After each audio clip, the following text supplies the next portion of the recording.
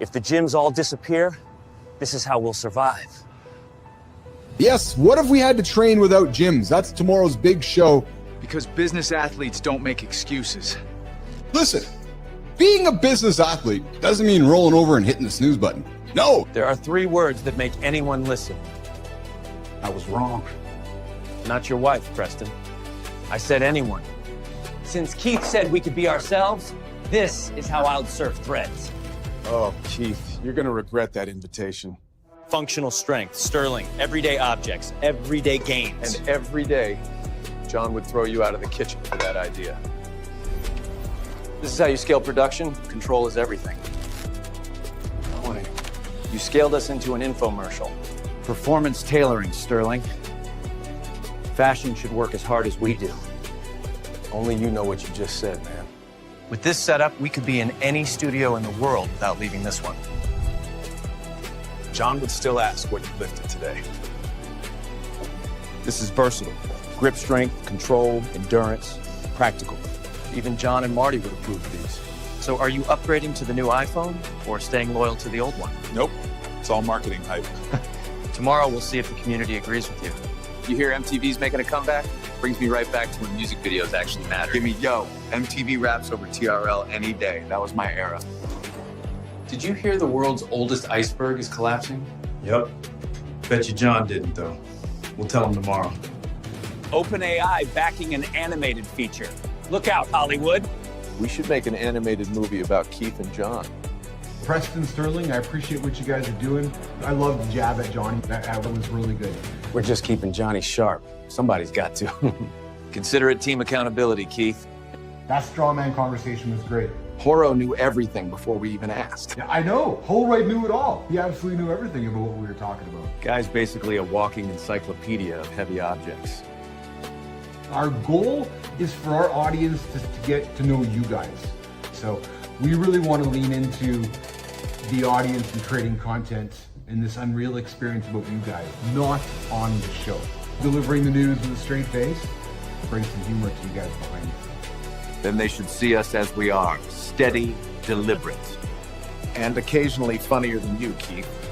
No offense. And then for Reloaded, Preston, we have the secret to shutting off your racing mind before bed. Was that Sterling? Your mind races? Only when I let it. Yeah, dude, my mind races often. That's why I don't text him after 10. You know what we'll do, Preston? You and Sterling, we'll get you guys organized, send you guys out on the road, and you guys can just follow that story. A nun, a bikini girl, and a puppet? Challenge accepted. When are we leaving? We will handle it. Professionally. No, listen, I purposely said conversation, We know our role. It's dialogue, not headlines. Yeah. Leave the breaking news to Frankie and Tommy. We'll handle the conversation. Okay, I know you guys gotta go. I appreciate you guys. You guys rock and roll, and I will talk to you guys later. Just shoot me a text or a note if you guys got any questions about tomorrow's show, or if you need help. Appreciate it, Keith. We'll be ready tomorrow. Hey, Jimmy, keep pressing those buttons like a rock star, dude. Sometimes I just stare at the ceiling, chasing every thought. That's why I chase sleep instead. I'm undefeated. I feel like I can't find my brain's off switch. Listen to the Morning Loop Reloaded segment tomorrow. The guys are gonna drop gold. 3 objects I trust anywhere. A loaded pack, a water jug, and a staircase. Simple, effective, the kind of tools that don't lie. Preston, your tag's still hanging. You planning to return that? It's branding, Sterling. Always keep the logo visible. Tomorrow, 8 a.m. ET. No gyms, no excuses. We'll see you out here, no snooze allowed. Good morning, Preston. Good morning, Sterling. Welcome to Mornings in the Lab. We've got a couple new colleagues on the team here today. We're breaking open the Mornings in the Lab conversation desk. Don't hit the snooze button, guys. If you hit it today, you're 9 minutes behind the guy who didn't. True motherfucking story. Weights, no machines, no excuses. Today, we're giving you the playbook to build strength without a gym. And it all starts right now, live on Mornings in the Lab with Keith, Jon, and everyone else. Now.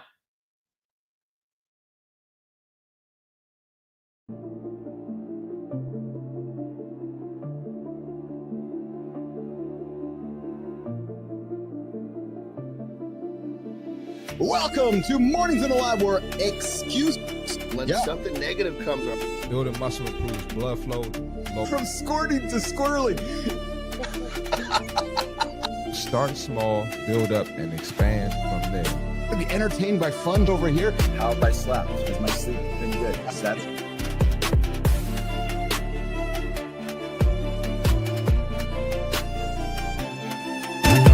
What doesn't come from breaking the rules, you guys?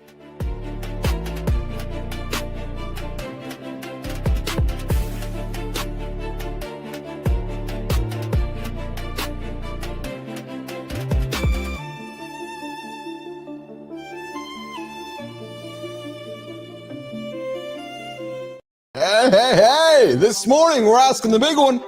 Yeah, the big one. No, what? No, not are you getting the new iPhone? No, that's for later on in the show. The big one today is, what if you had no gym? What if you had no dumbbells? What if you had no squat rack, no treadmill? Just you and your grit. Would you fold? Would you adapt? Would you get after it?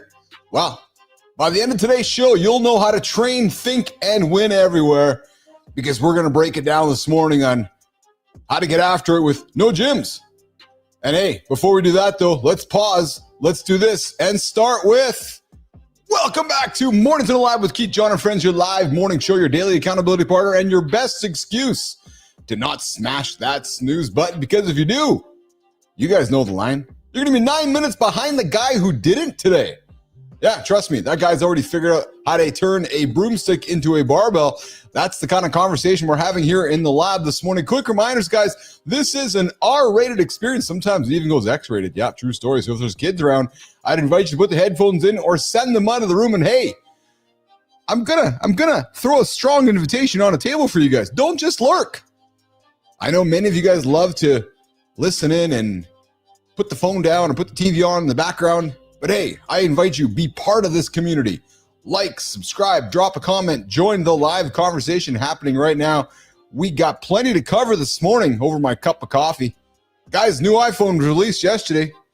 Did you guys yawn? Did you guys pay any attention to it? Do you care? I got to be honest. I may have yawned myself through that announcement. Yes. And hey, oh baby, during the production meeting yesterday, we learned MTV might be getting revived. Oh yeah, we're going to talk about that nation. B-Drive, Sully, Holroyd, Quinlan. I see you guys there. We might be bringing back MTV, old school MTV. We're going to talk about it. OpenAI is back in a fully AI-generated movie, and Howard Stern is sticking around. Yeah, damn it. It's going to get in our way as we keep growing this baby. We're going to unpack the 3 words that instantly make people listen in the morning loop, and 3 words that cut through noise, earn attention, and can change the way you show up in business and in life. Hour 2, guys, we're going to take on the big question. What if we had to train without gyms? Imagine a world without gyms. Well, it's more than fitness. It's about adaptability. It's about resilience. It's about proving that strength isn't tied to a building. It's tied to your mindset. Wherever you are, wherever you want to get up and get after it, that is the gym, the metaphor of the gym. Then we're going to circle back to Morning Loop Reloaded, where we're going to give you the secret to shutting off that racing mind. Oh man, my mind was racing last night before bed. Got up this morning and spent some time with the team to share with them what was racing in my mind, because every man knows the war inside his head. And then, hey, we're going to get into the morning focus, 3 everyday objects that double as workout tools, no gimmicks. And then we're going to wrap it up with a community corner. So nation, grab your coffee. Let's get after it. The Morning Loop. Melissa, Jimmy, it starts right now. Looks like the crew is all filing in. Keith, John, Jimmy, Melissa. Is Marty joining us today? Morning and welcome back to the studio community. Holroyd, B-Drive, Sullivan, Global, Lady Drew, we see you.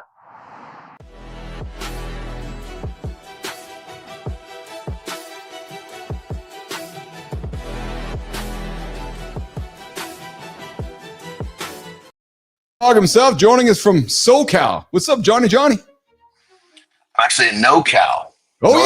Yes, you're NoCal today. That's right. Yeah, that's right. How's it going? Be heading home today. Yes. Things are good. Yeah, Awesome.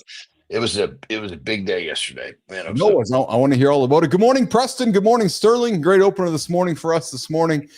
I want to hear about your podcast. I was thinking about it yesterday. You told me about it, and I know you were pretty excited about it. How did it go?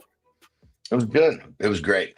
I mean, the Mark Bell, he's a buddy of mine. Yes. We've been friends, God, since 2005. So like 20 years. Yeah. Yeah. So, and he's a great story, man. I mean,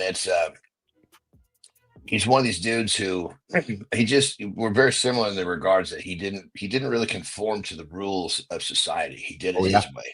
Yeah. And funny enough, he had the same challenges I did, a little overweight, didn't get picked on per se, but he was slow, still has a hard time reading. And the dude is like, I mean, I'll put it like this. There are companies in the fitness industry that rival him as an individually financially, but no individual will stand next to him in terms of what he's done on a financial basis inside the industry. Is that right? Yeah. Serves people too. I mean, the shit that he does is really helpful to people. It's not just what do you think has been his it's not just selling pre-workout, which is just this massively profitable fuck people up shit, Yes. Yeah. Sell a bunch of powder with some filler in it, put some marketing behind it, and make 80-90 points on it, right? Really. What do you think, Bell? What's the one key differentiator for him besides showing up, being consistent, all that stuff you and I talk about? What do you think it is for him? What do you think it is? What's that one thing about him? We actually had after we're done with just kind of a 3-hour good, just kind of great conversation. And that was one of the things that I actually told him. I said, that when people ask me about him that don't know him, I'll say what makes Mark is he leads with generosity. He gives before he ever takes or asks. In a major way. So figure like this: if you became known, right, or famous, whatever you want to call it, whatever terms, guys like you, we don't really like those terms. You know what I mean? Yeah, 100%. Yes. I know exactly what you're talking about. If anybody went from unknown to very known, and the whole way they were give 10, ask 1. Oh yeah. That's a pretty trustworthy situation. And is that clearly Mark Bell? Yeah. That's awesome. He still gives. Yeah. Never stops giving. He's like a kind of a crusader for people to have better lives. On a more grand scale, like I am too. Yeah. But he touches so many more people. Holroyd coming in saying inventor, entrepreneur, hardest working guy in the gym. And we know Adam Holroyd pays attention to this space here. So Johnny, I'm thinking the people's champ. I'm thinking you'd agree with that, wouldn't you? Yeah. The cool thing is he's got a brother named Chris. Yeah. Who kind of the same thing. He was not quite as successful, but keep in mind on a financial basis, maybe not as successful, but he actually became a movie maker. Oh, very cool. Very, very cool. Yeah. Very cool. That's awesome, man. That's awesome. All right, guys, I see Marty sitting in the green room patiently waiting. Hey, Sterling. Hey, Preston. I know you guys were working pretty hard on topics for today's show. We had our production meeting yesterday. What are we talking about today? All right, what are we talking about today? Morning loop. 3 words that make people listen. And maybe Keith actually gets to surfing threads today. But the one I'm eyeing? Shutting off racing minds before bed. Yeah, figured that one was for you.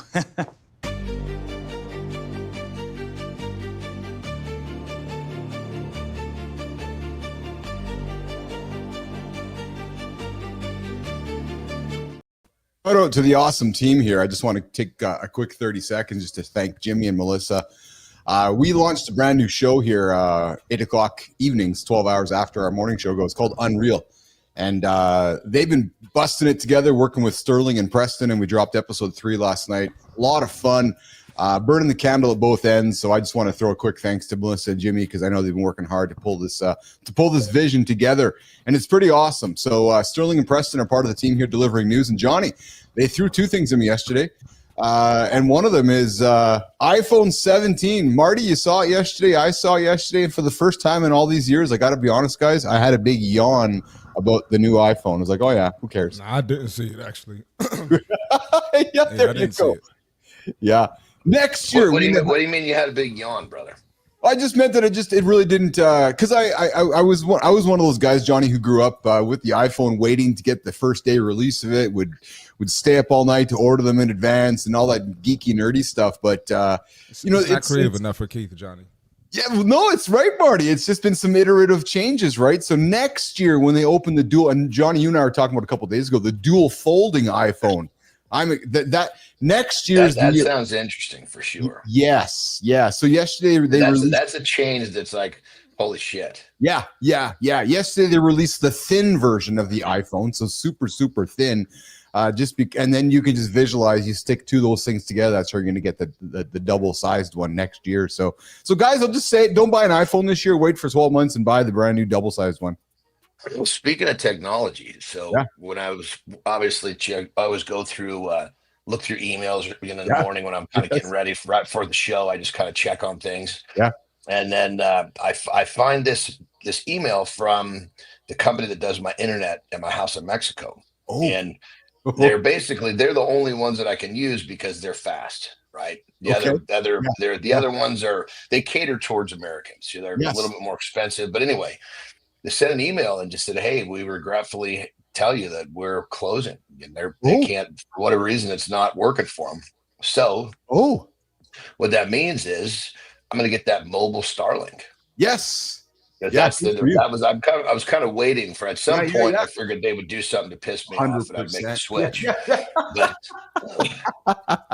But they've always been so good. Like if I have a problem with my service, they'll send someone to my house to fix it. So I'm like, okay, I can't. These guys are doing their job. But now, so I'm really interested to see because this is the one where you can take anywhere. Yes, it is. Yeah, absolutely. The little you'll be able to throw it in your truck and have mobile internet wherever you want to go and just drive around the planet and have some fun with it. But as I understand it, you have to actually put it on top of the vehicle. I'm not mounting on top of my G-Wagon. No, but I think they probably have like magnetic mounts. They probably have some non-destructible mounts, Johnny, where you can just throw it up there and so it's not gonna, it's right on the surface, right? So well, I'm stoked about that because now we're able to, like, when we go to places where we know the internet may not be good, I don't have to worry about that anymore. Bingo. Yeah, on the move, right? On the move and on the go. Yeah. Hey, Marty, so I had some. There's some news launching yesterday that I'd say relates as much to Andersen and I, but I want to look at you for this, which is MTV. Marty, John and I grew up with a version of MTV that you did not. Marty, when you think of MTV, what do you think of MTV? Reality TV garbage? Yeah, some reality TV, but music videos, and I'm not sure if y'all familiar with Wild and Out. That was pretty popular when I was growing up. Yeah, Nick Cannon. Nick Cannon. Yeah, that's right. Yeah, that's exactly. Right. Yeah. Well, so Paramount, now owns MTV. The new CEO of Paramount has been postulating this idea of bringing back old school MTV. I would be so retro, dude. Fucking right, Johnny. Right. And you know what? I got to be honest. I was giving this some thought last night, and obviously we're leaning into this very much 90s type experience and old school type experience, morning show, radio stuff, the Sydney Sweeney ad campaign, this talk about bringing back old school MTV. Culture might be ready for something like this, John, Marty, where it's, MTV, if you think about it. Yeah. I mean, these fuckers were like carving out culture. Yes. I mean, they were the first ones to create reality TV. Yes. It was Real World. Well, that was the first reality TV ever. 100%. I know. Yeah, it's like that was like opened the door. They opened the door to music videos. They opened the door to Cribs, reality TV. Cribs, I mean, talk about two massive. And then they did the music awards. It was like, I mean, they carved out they created culture. I'm with you, pal. I'm so well said. They absolutely created culture, and I think that the timing is actually quite. It's appropriate for MTV. Everything recycles. When did the music videos slow down? Was it about? It's just like clothes, dude. About every 20-25 years, your shit comes back out of the closet. Yeah. Well, so Holroyd's got a question. I'll address it with your response. So, do they still make music videos, or are they only going to play old stuff? So, here's what I'm thinking: is that. I think there's a new market again for monetizing music videos again. So yes, music videos are still made, but they're largely just they're thrown out because everybody has cameras. So the value of them, I think, is considerably different. But just, I think, bringing people together to create conversation again, John, create cultural moments, create live moments. There's something to be said for that. And Marty, I don't know if you remember MTV Cribs, but they were the ones that opened up the cameras to Massive. Yes, yeah. I'm a big fan. They took all this kind of like stuffy culture and made it fucking relate to the younger generation. 100%. So I was really excited about that when I heard that. Marty. Was Pimp My Ride, was that MTV? 100%. That was them too. Yes, All that shit, dude. Yeah. Pimp My Ride was terrible though, because they would take these fucking hoopties. They'd put a nice paint job on them. Yes. You know, they'd get those fucking things out of whatever shop it was, and they'd start fucking falling apart driving down the road. Yes, just for a show. There was nothing quality about that stuff. Exhibit? No, who was Pimp My Ride again? Who was Exhibit? Who was Exhibit? Yeah. Yeah, I remember that stuff. I was young, but I do, remember it. I was more of like a cartoon wrestling and basketball guy, but I remember that stuff. But I mean, you think about every fucking kid on the planet has some beat up little Toyota. I mean, talk about relating 100%. To every fucking kid that wished that he had the money to put just some wheels on his car, let alone put a fucking barbecue in the trunk. Yeah. Well, we've been talking, we all observe culture. We've been seeing the changes happening within the world of sports entertainment, WWE, UFC. It just seems to be coming to a space where MTV fits into that world again. And I got to tell you, man, if I was running MTV, I'd be like, yes, let's get all over that, because there's where Netflix is creating cultural moments. There just seems to be a time in this place for MTV. Hey, Johnny, question for you, man, from John Petrocelli, the bullshit professor. Where does John get his nice form-fitting hats? I get that question all the time. Yeah. So I think it's his head. My favorite brand is actually Kangol. Yes. Right. I think LL Cool J is the one who kind of made those hit way back when. Yes. They have the buckets too, right? Yes. Yeah, that's my hat. Sure. The problem is the Kangols are much more of a cold environment hat if you're warm blooded, because I can't wear one this is not a Kangol, because I would just be sweating. You'd see sweat rolling down my face. So this is basically the closest that I could find, but let's see if you can tell. So when I put it up there, can you see through it? Oh, you can 100%. Yep. Yeah. So this thing breathes like a mother. I'm not sure what this brand is, but it's on Amazon. It's MQUM. There you go. What it's called. There you go, Petro. Yeah, these things are. Funny enough, they a lot of times don't have the big head size. So if you don't have a big head, you'll be in good shape. But they probably got 15 colors too. You know what's funny about big heads, John, Marty? I got a topic of conversation, maybe it's tomorrow or later this week, about the size of our neck and how that can tell. How the girth of our neck can tell us a lot about ourselves. And it doesn't end with an ING money. So I love it. But check this out. For anybody check, when you see someone with a big, thick fucking neck that's not a football player, because obviously their necks are, supporting all this. Yes. Generally speaking, if you look at their training, they're doing some sort of a hold. Whether it be a farmer's walk, or when I don't do farmer's walk or deadlifts very, the regulars I used to. But when I was, my fucking neck was thick as a motherfucker, because all that shit is connected up behind your ears. Yes. So your neck actually gets fucking thick. I got a buddy of mine. He's 5 years older than me, and he's still deadlifting. He's never powerlifting is his true heritage. And so he's never stopped. And he deadlifts literally religiously for the last 40 years, trained just like I have. Fucking dude's neck is bigger than his head. I never thought about that. You're right. If you're doing a lot of holds, of course, all that tension's going to be in the neck. Yeah. It goes right up here. This is the origin right there, right behind the ear. Yeah. Yeah, I had a stretch and massage appointment the other day, and my traps were tight. Yeah. And the girl was like, you might need to stop doing shrugs for a little bit. So it's definitely comes from holes. Not that I'm trying to grow my traps and stuff, but it definitely does affect that area, you know.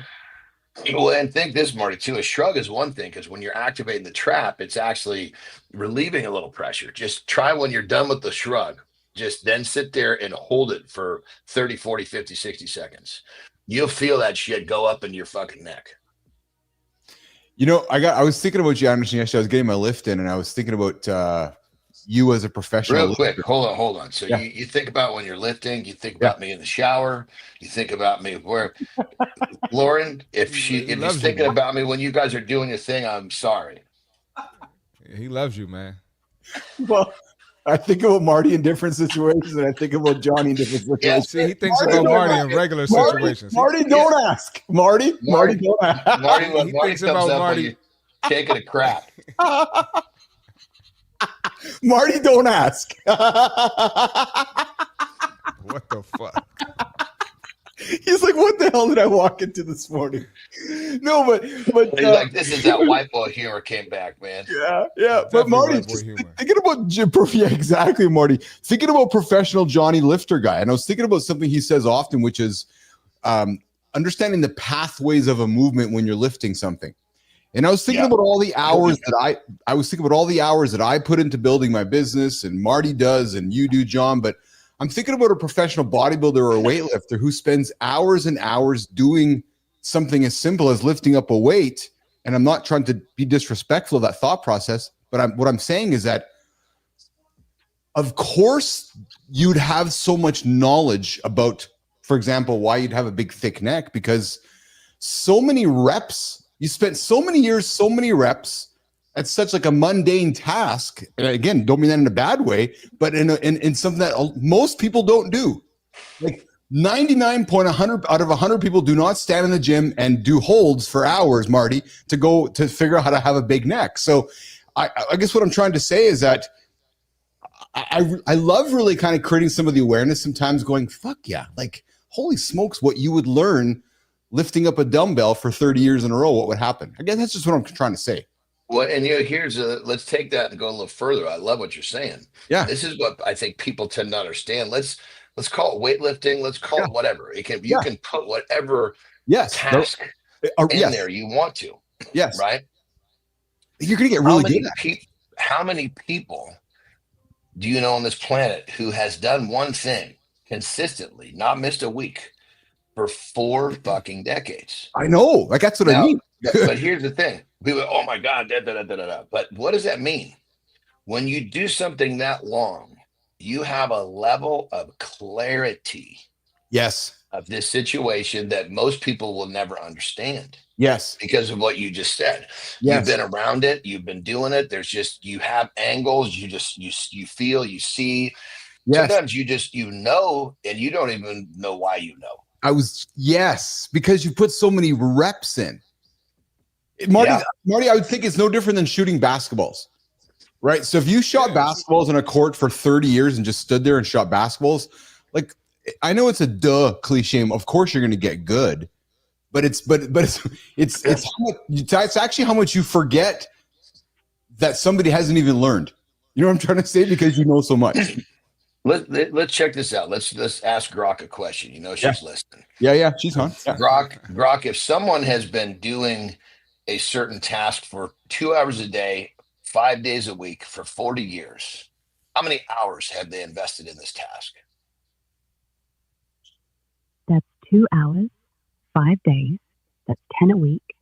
40 years is 2,000 weeks. That's 20,000 hours. You just became a master. No rocket science in that, is there? 20,000 hours. Yeah. I mean, you think how many people have done something that's like and I'm being conservative with that too. Yes. You know what I mean? Because when it comes down to it, there was, the first part of my training would have been a down payment on some of these workouts. But let's just make it an easy rounded number. When you think about that, they say someone becomes a master at something at 10,000 hours, but usually they're talking about like their job per se. That makes sense. Something that they do for 8 hours. But I would say, 8 hours a day. Yeah, but I would say this has been like your job, right? So 100%. Well, I was going to say that's just one element of the yes. Now you take the nutrition, you take the supplementation, you take the, all of the enhancements. That's all part of this whole thing. So in essence, I got a question for Johnny. Yeah. So if I go shoot a basketball, right? Me and my dad were shooting when I was with him. It's like we get back in our element. It's natural, right? So if you would the same thing happen for you if you were to like pick up the Atlas ball, or if you were to do like do a wrestling match with some kayfabe, would you be able to get back in that element too? Pretty easy. Easy for you? Good question. I mean, I would be able to get back into the element, but not perform at the same level. Shooting a basketball, it's different. The difference between shooting a basketball at age 10 and say age 50, you're not going to pull a muscle shooting that basketball, right? That's true too. But picking up a 400-pound Atlas stone, I'm going to pull a muscle. Yeah.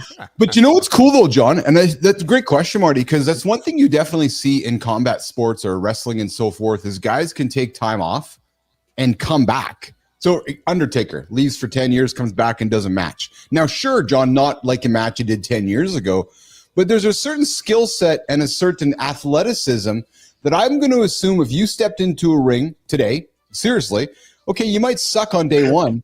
You put enough time in with the boys, I'm going to think. I could go do a match, but a match is different than picking up a 400-pound Atlas stone. Okay. There's a certain limit. I put a limit. I mean, 400-pound Atlas stone is something that even people at a high level sometimes have a hard time doing. Could you pick it up today? Could you walk up to it today and pick it up?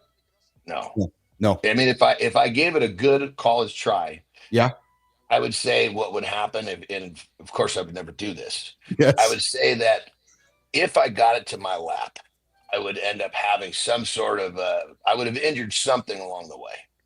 Oh. I'd have to get my mind into that space where this is going to my lap no matter what happens. I've done that before where I've torn pieces of a bicep off. Like if I flex this bicep, you can actually see there's a hole right there. So I was in the midst of lifting a stone when I had kind of strained it a little bit, but Jesus, it was on farmer's walk. But I knew the thing was strained coming into the last event. But I was like, okay, this is what it takes. If I don't get this stone, if I don't load this last stone, I don't advance. And this is what I do. So, it's like taping up your ankle to play overtime, Marty. This is what you do. This is the time. If you're going to get injured, it's in competition. But point of being is I didn't know that I did it till it was over. Oh, yeah. Yeah. And so I'd have to get myself in that space. And, if I did this, if I could actually pull it off, I would pretty much guarantee that I'd be walking away with some sort of a mark, so to speak. But realistically, I honestly, if I had to let's just say that there was a bet. If I was somebody said $10,000, I'll give you it's $10,000. If you lift it, it's yours. If you don't, it's mine. I wouldn't take the bet. Okay, there you go. That's fair. That's very good. Good for you. I appreciate that. Good morning, everybody. Hanging out with Keith, John, and Marty here on Mornings in the Lab with Keith and John, 8:30 Eastern time right now. Just having a wonderful conversation to kick off the day here on another day of the morning loop. Hey guys, just a quick little shout out to my love. Getting after it. And what I mean by that is getting after with some heavy weights. She's let's go. As we know, she ran her marathon on the weekend, but we had dinner last night, and she's like, I'm starting a new 90-day program, and don't judge the time around it. Just as a mindset type thing, right? So I'm put myself in mindset. It's basically it's just something to shoot for. And she's always been lifting. She's always been lifting. That 90 days will end, and she'll put another timeline on what the next 100%. Exactly. Yep. It's like a season, right? It's like saying, okay, I'm going to do this for a season, right? So that's kind of and Lauren's been lifting or running or cycling her entire life. But it's funny, guys, because we were in the show yesterday. I heard a bunch of banging behind the wall here. And I thought Carter was here. Like lifting, and then it's like, no, that was me. Fuck, man, like big pounding weights and dumbbells. And Marty, you've seen my gym. Johnny, I showed you pictures. So she's getting up and scared Lauren in the gym. Yeah. 120 days against today, she's getting after. But I love it because and my point is recognizing the value of strength as we age. Cannot emphasize that enough, man. We got to be strong as we age. So I appreciate. Well, there's a caveat to that because When people, granted, when we talk about this, what we're talking about is being strong enough to live into our elderly years and be efficient. Yes. And for the person that doesn't have much muscle and hasn't developed much muscle along the way, right? That person needs to, he has to get more muscle, has to get stronger. Yeah. But that person that has been, say, strength training, you know, with some regularity, that's carrying a fair amount of muscle, that person just needs to continue what they're doing. Yes. Because this idea of getting strong sometimes is misunderstood. People are like, you know, I don't want to get hurt. I don't want to. Yeah. Well, no shit. That's not what we're talking about here. Yeah. Lifting heavy is, number one, it's completely connected to what's heavy for the person. It's all relative. It's all relative. 100 pounds might be heavy. Think of it like this. Lifting challenging weights might be a better way to describe it, because then people wouldn't run from it. Yes. That's a very good point. That's an absolute. Because when we talk about this, people run from it. They don't understand. They're scared of it because heavy to them says I can't do it. Well, you know what I love about it too? What I love about Lauren's journey too is that I think I haven't had this conversation, but I'm just going to talk it out loud here. I'm suspecting there's also a mindset where she knows she's not going to become, Marty, you know this too, you talk to your women clients. She knows she's not going to become like huge. Because that's the biggest thing with female clients, Marty, come to, like, oh, I don't want to become like some big muscle woman. It's like, no, hold on a second here. Let's go lift some weights and have some good food, and you're actually going to maybe be leaner than you are if you think you are. Right? That's so true. Let's make a comparison that everybody can understand. Yes. That's like saying, you know, I don't want to go get a job at 7-Eleven because I'm afraid of getting too wealthy too fast. Literally, that's what you're saying. It is. So I work in that register. If I just take a little overtime, I'm going to make too much money. Yes. You know, I can't do that. No, you're working at 7-Eleven. Yes. No, you need to work your ass off and get a better job is what you need to think about. But I'm going to suspect that it comes with maturity with us humans. And I'm not just talking to Lauren, I'm talking just everybody in general, that there's this time. Like I'm going to suspect, Marty, you got some ladies that you train maybe in a different demographic that have that conversation. I don't want to become big. No, hold on a second here. Pause and slow the horse down, right? Let's focus on becoming strong instead of becoming big. Strong, eat good foods, and you're actually to become smaller. Hey, question from Melissa, Johnny. Real quick, just to explain how that works before the question comes. Yes. So the people that say this is what happens. Okay, because there have been plenty of people who have actually tried this. They go to the gym and they get too big. So here's what happens. You're not used to exercising. So you go to the gym and you basically start to exercise. You create yourself a larger appetite. You continue to eat your shitty diet. And you get fatter. And you think you get too big too fast. No, you get fat too fast. Yes. Yeah. No, that's if you went to the gym and you didn't change your diet and you got big too fast, you did not get big. You got fat. Marty, how about all the guys you've hung out with, buddies and guys you've trained? Yeah, I'm bulking right now, Marty. I'm on bulking phase as they're crushing a bunch of shitty food. Yeah, dirty. When someone says bulking, I'd say, do you still believe the world is flat?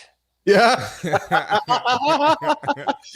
Bulking seems like a conversation that happened when we were watching MTV. And I mean that as a joke because there was a time when we knew that was the way to do it. Kind of like there was a time when we all knew the world was flat. Yes. That's just like saying, John, when our moms both told us you're going to go outside and catch cold.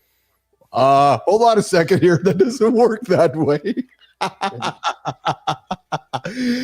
Oh my God. Hey, question from Melissa for both you guys, both of our trainers here in the gym. Question: is there a thing like training too hard? And what are the signs if you do? Well, you want to go first, Mark? And real quick, I don't wear the title of trainer. Thank you. No, thank you. What is it, coach? It was a coach. Picking that up. I'm a mentor. Training is one little piece of what I do. I just threw away. I coach the brain more than the body. My two awesome coaches here, Marty. Yeah, training hard. The only you can't really train too hard. Now, there are times where you need recovery. You might need a rest day. You might need something like that. and maybe it won't be wise to do your normal session, but your body's going to adapt to what you put it through. Honestly, I mean, I kicked my ass yesterday, and I'm gonna be right back at it today. I don't think I trained too hard. So your recovery, you get your rest, you get your nutrients, you get your water in, and you'll be just fine. Johnny, Coach Johnny. So I'll come from a slightly different angle. Yeah. There are people who can train too hard, but in general, it's a term that people hide behind. Yeah. So yes. You know, I would say 75% or more of the population, they hear the term and they use it as a way not to go to the gym. The other 25% of the population, they're usually, you know, connected. They've got themselves connected to some sort of a goal that's driving them to become overtrained. Yes. Rarely do you find someone who's overtrained that's not actually on some sort of a crunch or some sort of a deadline. So can you overtrain yourself? Yes, but what Marty's saying is actually true. Realize when it comes down to it, most times when people get overtrained, the first thing they need to look at is it's not that they've trained too much. They haven't rested properly and they're not eating properly. If those two are in line and you're not recovering, then you have to play with the balance. I'm going to suspect the average human, like the 99.9%, doesn't overtrain because they don't work hard enough. It's a term. It's a term they hide behind. Yeah. And people use it to go to the gym and bullshit. You know, they do it to go to the gym and just walk on the treadmill just to check off the box and not really put any work in too. That's another reason they use that term. Yes. Now I will flip that on its coin though. I'd rather have somebody go to the gym and walking on the treadmill and bullshitting than sitting on the couch and not doing anything at all. So there's some value in at least going, right? Oh yeah. Well, I was going to say, because most of what we try to do is get people to take the first step. Yeah, 100%. So the people we talk to, there's not a possibility you're overtrained. You know what I'm chasing today, and John, you can relate to this, and that's why I'm having a hard time wrapping my head around your every second day training. So I'm pulling back today. I didn't lift today. I just went for a walk, did some yoga. My brain is aching for a training session because I'm looking for that hit, John. You know what I'm talking about, Marty. You know what I'm talking about. It's like itching for it. I'll tell you what you tell your brain when you're done. And I'm trying to walk away from it because I need to recover. I need some rest. But my brain's like, well, no, go get it. So I'm like, fuck, go get it. So I'm just trying to talk myself out not going to get it today. True story. So remind yourself how amazing it will be when you give yourself the rest, rather than don't think about what you're missing. Think about what you're getting. Yeah, thank you for reframing that because I can use that this morning. Because it's funny because as I was going up the stairs this morning after I did my yoga, I was having that conversation in my brain going, okay, I'm grateful I got a chance to do this and grateful I got a chance to do that. Because my brain is going, okay, well, after the show, why don't you go downstairs and go do a lift, go do that? And I'm like, no, because it's like my body's chasing that dopamine hit. You know what I'm talking about, Anderson? You know exactly what I'm talking about. And just get it somewhere else. Yes. Yeah, there you go. I never heard of that one. Yeah, I mean that's for me when it's a non-training day. That day that I plan out, it's got to have some shit that I'm fucking really looking forward to doing. That it's going to be really challenging. Yeah, because when I train, I get that box checked of challenge, and that's part of what your brain's looking for. Yeah, no, 100% it is. No, you're absolutely right, John. It's looking for that checkbox. It's looking for that accomplishment. It's looking for those those feelings that go through my body, those chemical feelings, right? It's crazy, but and I'm so aware of it now more than ever, actually, and it's really cool to have that awareness too, right? So good morning, everybody. Yeah, I see Sullivan. Yoga is a great idea to avoid injuries and decompress the spine. Yeah, I try to do yoga at least a few times a week. I love doing my yoga. So to me, yoga and stretching are kind of one and the same. I'll just yoga stretching, but I really enjoy because I enjoy the mental work that it gives me when I'm being really intentional and creating that awareness with my movements. Good morning, everybody. Hanging out with Keith, John, and Marty here on Mornings in the Lab with Keith, John, and friends. Hey, so I got something fun here to throw on the table as well. This is a completely different conversation, but the oldest iceberg in the entire world, A23A. You guys thinking, what's he fucking talking about? Yeah. It was born in 86 from over in Antarctica. It's actually collapsing. How the hell would we even track something like this? It's collapsing. Scientists are tracking, but it's collapsing. And how do they know that's the first one? Good question. Hey, Grok, how do we know that A23A is the world's largest and oldest iceberg? How do we know that? Forget the largest. Let's just go oldest. How do we know that, track Grok? Largest easily, but oldest, how do we track that? Yeah, Grok, how do we know that? They know it's the oldest because it broke off the Filter-Ron ice shelf back in 1986. We've got records from Antarctic research teams. Size? It's massive, 3,500 square kilometers. But we're talking oldest by direct observation, not guesses. Started drifting 2020, been watched with satellites since. NASA, British Antarctic Survey, they ping it like a lost phone. Collapsing now because warmer waters finally caught it. Bittersweet, really, like seeing a monument melt. Wow, that's crazy, man. Yes, I didn't quite catch. How did we know it's the oldest? Oh, because it collapsed. Nature's been around long. It's collapsed in '86, and they were monitoring it. So they were monitoring it, and when it collapsed, they. But wouldn't this thing be fucking like thousands of years old? How the fuck were they monitoring thousands of years ago? Grok, how would they be monitoring it from thousands of years ago? I mean, fuck, I could monitor something in 1986. Doesn't mean I know it's the oldest thing on the fucking planet. They don't claim it's thousands of years old. It calved off in 1986, so it's 39. They know because satellite photos started right after, and Antarctic teams watched it grind along the seafloor for decades. Oldest floating iceberg we have eyes on. Anything older melted before we had cameras. Oh, okay, so it's the oldest floating iceberg. Yeah, that we have eyes that on. makes more. I was like, this is a fucking. There's no fucking way. My right away, my alarms went off. Like, it's good I though. want to know how they track. But Petrocelli, tell me yours didn't go off too. I was thinking this is bullshit, man. How do they know that? I love that you challenge it though, and so since May of 2025, so a few months ago, it's lost 80% of its mass. It went from 30. This makes so much better sense. It's the oldest floating because that fucking ice has been up there longer than we have. Yeah, absolutely. So you think about it, it's actually lost 80% of its mass. It's science said it's rotting through. Now it's not gonna. So some of you might be curious about the impact of all this.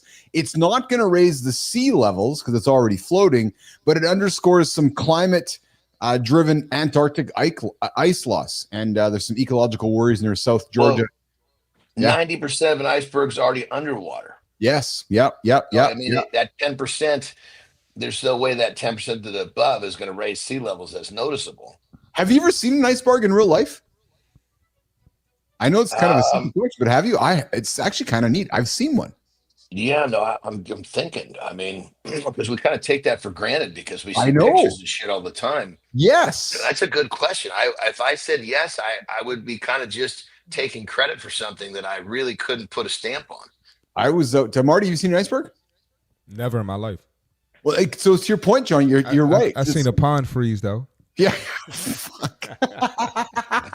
When we think we see them. Did you walk on it, brother, or did you stay off the ice? No, I stayed off. I know Keith. They up in Canada, they like to skate on the frozen pond that you showed me. That's right. Yeah, I'm. Yeah. No, well, it's because that fucking thing is here. froze like that. That's because it's got like 19, 20 inches of frozen shit on the top. Down where we are, we might get an inch or two, which is just enough for us to get out there far enough to break through and go under and not find our way back out. Marty's busy on the frozen basketball court, and I'm busy on the frozen hockey rink, Mr. Christopher Martin. I was fortunate to see an iceberg. I was out on the east coast of Canada a few years ago, and there were still some icebergs in Iceberg Alley. Really neat to see. But I met a fellow out there while I was hanging out and kind of getting to know the community, a community called Fogo Island, and he would go and hang out on icebergs. He'd take his boat, sit on the iceberg, and float with them. They'd get into trouble because you could be quite treacherous and get into issues with them. But him and his buddy actually pitched a tent and slept overnight on an iceberg. True story. It's craziness, actually. Yeah. These aren't melanated brothers, were they? A couple of Canadian whack jobs getting onto some icebergs and doing their thing. So Howard Stern was in the news this week, you guys, over the last couple of weeks, and I know that my aspiration as we're creating the show is finding a voice that Yeah, he got himself in hot water again. he did. Yes, but I mean, but let's be honest. This is exactly what he does. That's It's been too long. That's exactly it. So for the last number of weeks, Marty, John, he was there was some rumors that he was leaving. He was being fired, and he was going to be leaving Sirius XM because get this, man, because his current $500 million 5-year contract ends in December. But on September 8th, Monday, he returned with a prank that he's actually staying. He's not leaving. So everybody thought he was leaving. He just created it. That's Yeah, what I'm saying. exactly, yeah. I mean, why is he Howard? Because he gets himself in the fucking headlines. Yep. And he was really the impetus for that network to. Oh, dude, he was that business on the back of Howard Stern very well. Dude, he was like he created the whole culture of talk radio. 100%. Yeah, that shock jock craziness, right? He's his own version of MTV. I was just gonna say, John, like if MTV's coming back and Stern's doing his thing, and he's not a young punk. He's not a young punk. I think he's 77 years old. Is he really? Fuck, good for him, man. Or 72 in mid 70s. Yeah. Well, and that's the thing. When someone does what they love, look at Mick Jagger. These fucking guys are like old as the fucking hills, and they're still kicking ass because they have a reason to keep kicking ass. Nikki Sixx in the news this week, John Motley Crue, Nikki Sixx, and he's like, the conversation was, are you eager to get back on the road? He's like, no. He goes, being a rock star is overrated. He goes, I got a 6-year-old daughter to raise. I got some grandchildren to raise, and I'm like, Nick, like I'm thinking Nikki Sixx, the drug-fueled, maniac I grew up watching, and he's talking about raising his 6-year-old daughter and his grandchildren. And so he's wrecking that rock star life in my head. He's like, no, I'm looking forward to doing the residency in Vegas so we can go home to bed at night, right? So, but you're right. We get older, we find we love what we're doing. Why are we racing towards retirement? Yeah, it's like yesterday when I was sitting there, Mark and I were in this conversation. The conversation was so different than it would have been 15 years ago. Oh, yeah. So we're talking about like, what's up, Mark? No, I was going to say, so you guys, you never plan on, you're just going to work forever, both of you. Is that your Hold on, I got to stop you right there, brother. So you're still programmed to use that word. I'm a wrong word. You're right. We just do what we want to do. That's why you don't stop. So you're still a little connected to doing shit for money that you don't want to do. Yeah, that's true. So you're going to do as soon as you get rid of that, then your perspective will change. You're like, well, fuck, why? I'm not going to stop this. Why would I stop? You retire from something that you don't want to do. Yeah, I would invite you to think about it this way, Marty. I would invite you to think about going through life and partaking in a series of tasks that along the way will contribute revenue to your life. And if you can do that, and if you can enjoy those tasks through the rest of your life, I don't know if you're ever going to work a day in your life. So find tasks that you enjoy doing and lean into them and make revenue from them. And I think you're probably going to do it forever. So the answer is yes. And in my variation of that, was my simplified version, because Keith's totally correct. I came to that point in my life where I was like, okay, from this day forward, I'm not going to do something to make money unless I would do it for free. Yeah. And basically the shit that I was doing for free, they just started taking some of that stuff and turning it into businesses. Well, so, and I'll talk black and white right now, Marty, Johnny, straight up. So if I wasn't doing this and if I was retired, what the hell am I going to be doing? I'm going to be slowly dying every single day. And I'm actually being very serious right now. Like I get up, I have a purpose. I hang out with you two guys and Marty and Jimmy. Jimmy and Melissa, and we're building something. Like purpose is a thing. When I was running ICUC for a long time as CEO, chairman, whatever you wanted to call it, and I was less actively involved, man, I was lost. I didn't know what my purpose was. Right. So Marty, you find your purpose and you like, if I woke up every single day just having to go to the gym and wander around and just wander around, I don't think I would be functioning very well, actually. So I don't know. There's certainly a lot of value. So Marty, to answer your question, I don't know if it is working forever. I think those that get a job and work towards retirement, that's what I'm not doing. Well, but here's the thing. We've all been, if you're following the rules of society, yeah, which most people do, that means you're creating a retirement to escape something that you're choosing to do that you don't want to do for 40 plus years. Yes. Why don't you take that energy and figure out a way to get paid with something you do want to do? Yes. And you completely flip the script. Well, My middle daughter's, her boyfriend, they're getting pretty serious. And he sits down and says to me, says, Taylor says that you're not going to retire. You don't plan to retire. And I said, yeah, because I'm doing something that I would do no matter what. I enjoy what I do. So there's no reason for me to stop. He goes, because I'm kind of looking at they were just out of college, first year out of college when this conversation happened. And he's like, well, yeah, I'm kind of looking at my life and deciding what I want to do and kind of planning for my retirement. I said, Jimmy, right there, I said, this is the time in your life where you get to decide how you want to do it. If you start down that path of doing something, when you basically say, okay, I'm going to do this for 40 years and then I can stop doing it, then you're in a much different frame of mind versus you say, okay, let me find something that I think that I'd like to do until I don't wake up one day, and put your energy there. And he was just like, it peeled his cap. He was like, oh my God, because everybody's been, the only dimension they see is inside the rules. It gives me, as soon as they get exposed to what's possible outside the rules, now this free thinking comes around and it changes people. It gives me EBGBs. And what I mean by that is that this idea of racing towards retirement, and then what's the next step? Dying? Yeah. Like, that's kind of what it is. Like, okay, so I've worked 4 years, now I'm going to retire. The next step's to die. No, hold on a second. I want to go in full. Yes. Like, that just doesn't compute for me. That does not compute for me at all. And because it's the same way. So hold on a second, Johnny. It's the same way when folks work for 50 weeks to earn their 2 weeks of vacation. Oh my God, I just get EBGBs about that. I'm like, what do you mean you work for 50 weeks so your boss can say you now can go away for 2 weeks? What? Dude, I'm 53. You know how many vacations I've been on in my life? Yeah, exactly. Fucking zero. I've never fucking been on a vacation. Why? I don't want to fucking take a vacation from my life. I know. I'm with you. Marty, what do you hear when you're hearing us talk about this as the young buck? You lining up with this, or you have some different views? And I'm serious. Yeah, I line up with it, man. I just I didn't update you all, but fuck it, we here on the show. I'm done with that with the general managing job, so I'm just back. Thank God, doing my man. training and doing Good my for you. content. Thank fucking God. Good for you. I'll tell you the story. I'll tell you the story after this, but it just made me think of one of my aunts. Yes, she was very successful with State Farm. She worked for them for like 40 years, and now she's like living her life. She's having a blast. Like, I'm happy for her, but it's kind of like, damn, when she gets in her 60s, now she's living. She could have been living. Yeah, why not live the whole fucking time? Yeah, so it kind of made me think of that.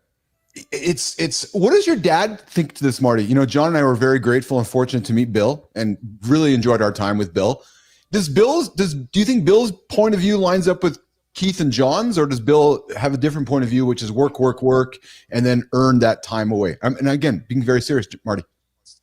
No, he definitely lines up with you all, Yeah. And especially, with his background, and he definitely lines up with y'all. If he can do it again, he would definitely change some things, because he's had to work, but where he is now, he definitely lines up with you all. Yes. Mm-hmm. Well, Keith, what you were saying before about working 40 years so you can do what? Yeah. I totally agree. But that's the second thought. How about you just fucking signed up to do something you don't want to fucking do? Yes. For 40 fucking years. Yes. Or maybe it's something that you the want is to pay is because it's a good way to pay the bills, or the want is very thin reason. The want is not a reason that's going to get you up before your alarm goes off. And it's like we're programmed to be these fucking workers. Mm-hmm. Mm-hmm. Mm-hmm. And it's like, God damn it. It's again, going back to Jimmy, nobody had ever posed that question to him. Why not think about something that you want to do that you're never going to want to stop doing. Then you don't have to think about retirement. Because here's the thing, your revenue stream never stops. You know, think about this. Like when I think of every decade of my life, my earning potential has fucking eclipsed itself. I can't even imagine from my fucking 50s to my 70s because it's hockey stick. You know, when I was young, it was good. And as I get older, it just does this. And we're doing this. Yes. I mean, every fucking decade, it's just, but most people are shutting it down, you know, when the potential is just getting to that hockey stick vertical. Yes. I do understand though why the world needs all types of humans. We got a comment from Melissa here. My dad was a career man, Army, and self-confessed, quote unquote, not cut out for my own business. He's happily retired Absolutely. now. And I get that. And my dad's the same. And I have, and I'll be honest, guys, I'll never forget a conversation I had with a good friend of mine. His name is Chuck. And there was a point we were having a conversation. And I was like, Chuck, why doesn't everybody like want to get to the top of the mountain? And it was about gas station attendants at the time. He's like, but Keith, the world needs somebody who just wants to pump gas. But there are plenty of those people. No, I know. They're just basically living their lives and they're enjoying it, and they're not listening to the show because they're not looking for more. That's my point. That's my point. Which is, but I had to have that revelatory moment, which was, oh, right, the world needs all types. So there are going to be some folks that are very happy working 40, 50 years and then going and fishing for the next 20 or 30 years. It's just not me. So back to the guys, those people right now, they're probably sleeping because they're good. They have no issues. They're happy with what they're doing. They're happy with, you know, I got great insurance with this job. That was their goal, and they're content and they like what they're doing. But the people that are here, we assume because they're up early, they're watching this, they want more. So we're talking to other people. I'll throw something on the table here, which might be considered vulnerable or controversial. So, I don't have to work. I can go spend all my time with my kids. Love my kids, my 3 kids, Rookie, Piper, Carter, love them all. Fuck that. I could not be a full-time dad spending all my time with my kids. I just couldn't do it. And I know I sit here and fret sometimes going, am I a good dad? Am I a bad dad? Am I being the best dad? But if my whole life was getting up to take care of my kids, dude, I would not be a happy soul. So the reality is I'm showing my kids my happiness by building this and having them involved in it. Last Friday, I sat on the couch, I was doing some work.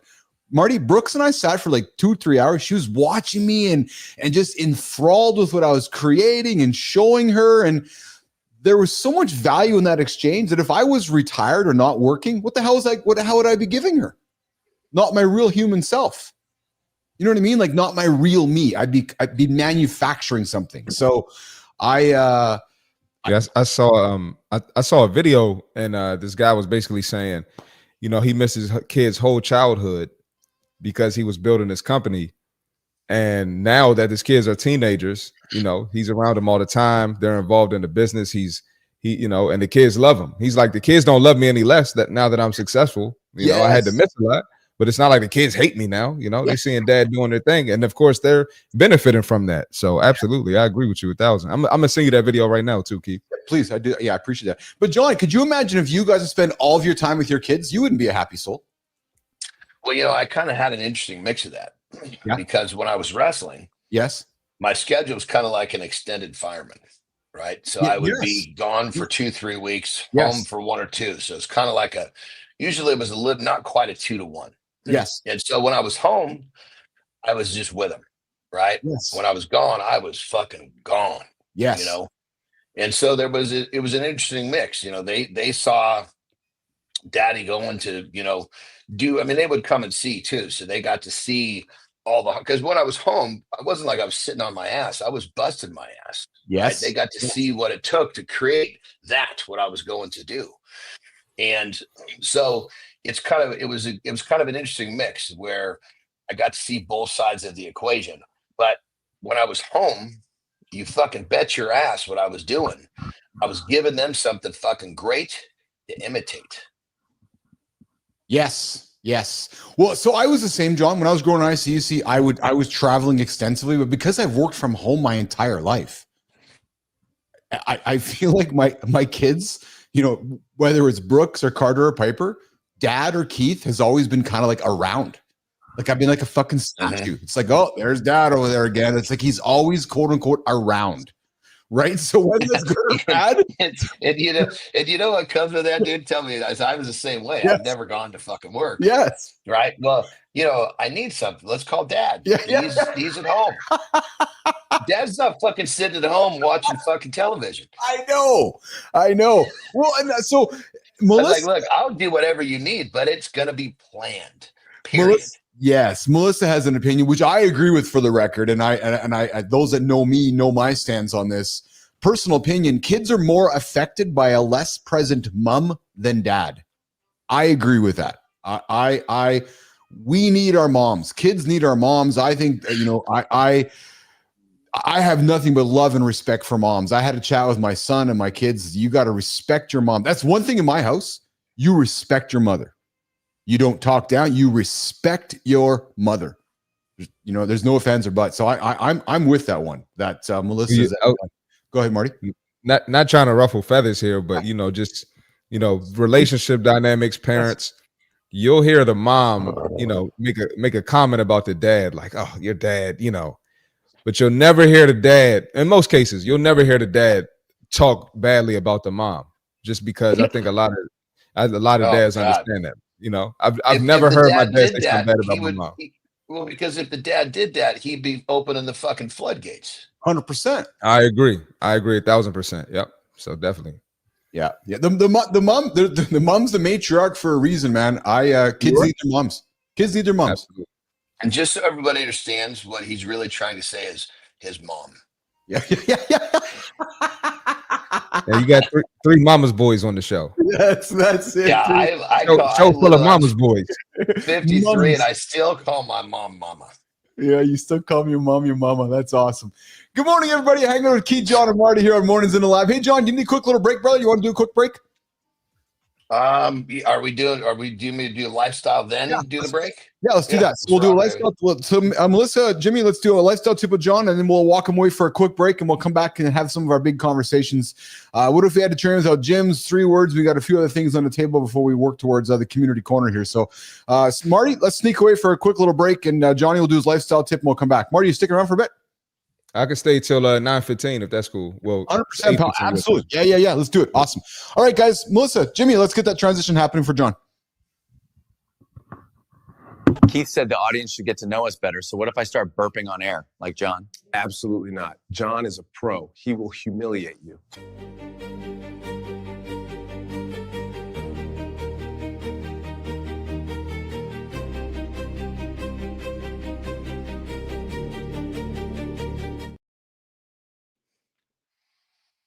That was good. Yes, I will humiliate whoever tries to challenge me with burping on the air. That's true. Good job, boys. All right. So we talk about showing up. We talk about taking the first step. We talk about getting uncomfortable. So earlier in the show, we also talked about the term overtrained, or maybe overworked, whatever you want to call it. Here's the deal. Most of you guys you're not putting in enough to be overtrained or overworked. We're trying to get you to take the first step. We're trying to get you outside your comfort zone. You hear these terms and you hide behind them. Now, granted, I understand there's a few of you guys who may be using these terms you may be justified in using these terms, but most of you guys are not. And it's time to recognize that if you're not getting outside your comfort zone and you're not regularly doing things that are difficult, these terms should not be in your vocabulary. So what really this tip is doing is it's trying to help you understand if you're one of those people who should actually use these terms, you are not worried about doing things that are hard. You're not having to convince yourself to take the first step, and you show up all the time. If you're one of these people, okay, now maybe look a little deeper into being overtrained or overworked. If you are, look into your recovery, look into your diet. But really what I want to make sure is that most of you guys that are still trying to show up with any regularity, that are using these terms, are just straight up lying to yourself. And there's no better way to keep yourself stuck than lying to yourself. Rock and roll. Hour one wrapped, iPhones, MTV, even an Iceberg. And Stern proving he can still prank the whole industry. Best part of hour one, surviving it without spilling coffee on air. That's a low bar, Preston. Hour two's got discipline without the gym and even workout tools hiding in plain sight. Practical tools, real resets. I fucking love this show, man.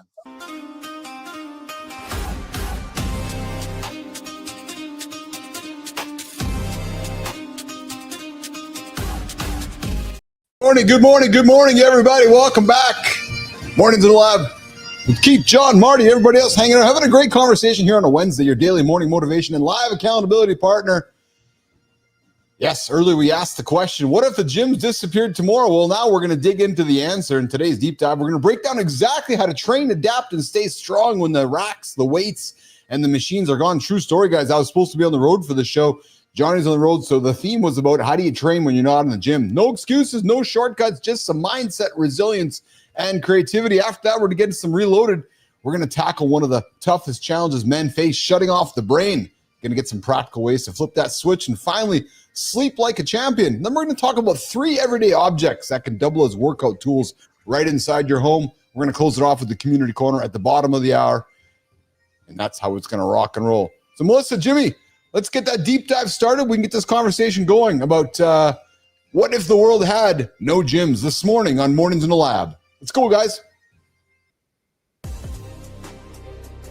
Ever feel trapped by the idea that you need a special place to be strong? We've been sold a myth that fitness is a membership, a destination. When that's taken away, it's easy to feel lost, like your progress is on hold. But history's strongest didn't have leg press machines. They had gravity, grit, and the ground beneath their feet. The science of strength is simpler than you think. You have everything you need to forge an unbreakable body and mind. It's about seeing the potential in the overlooked, the power in the simple. Unleash your inner athlete. Your transformation begins the moment you decide it does.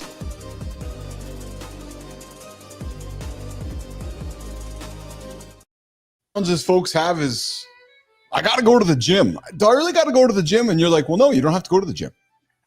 So I thought we can have a few minute conversation today about what if we had to train without a gym? What if the world didn't have any gyms?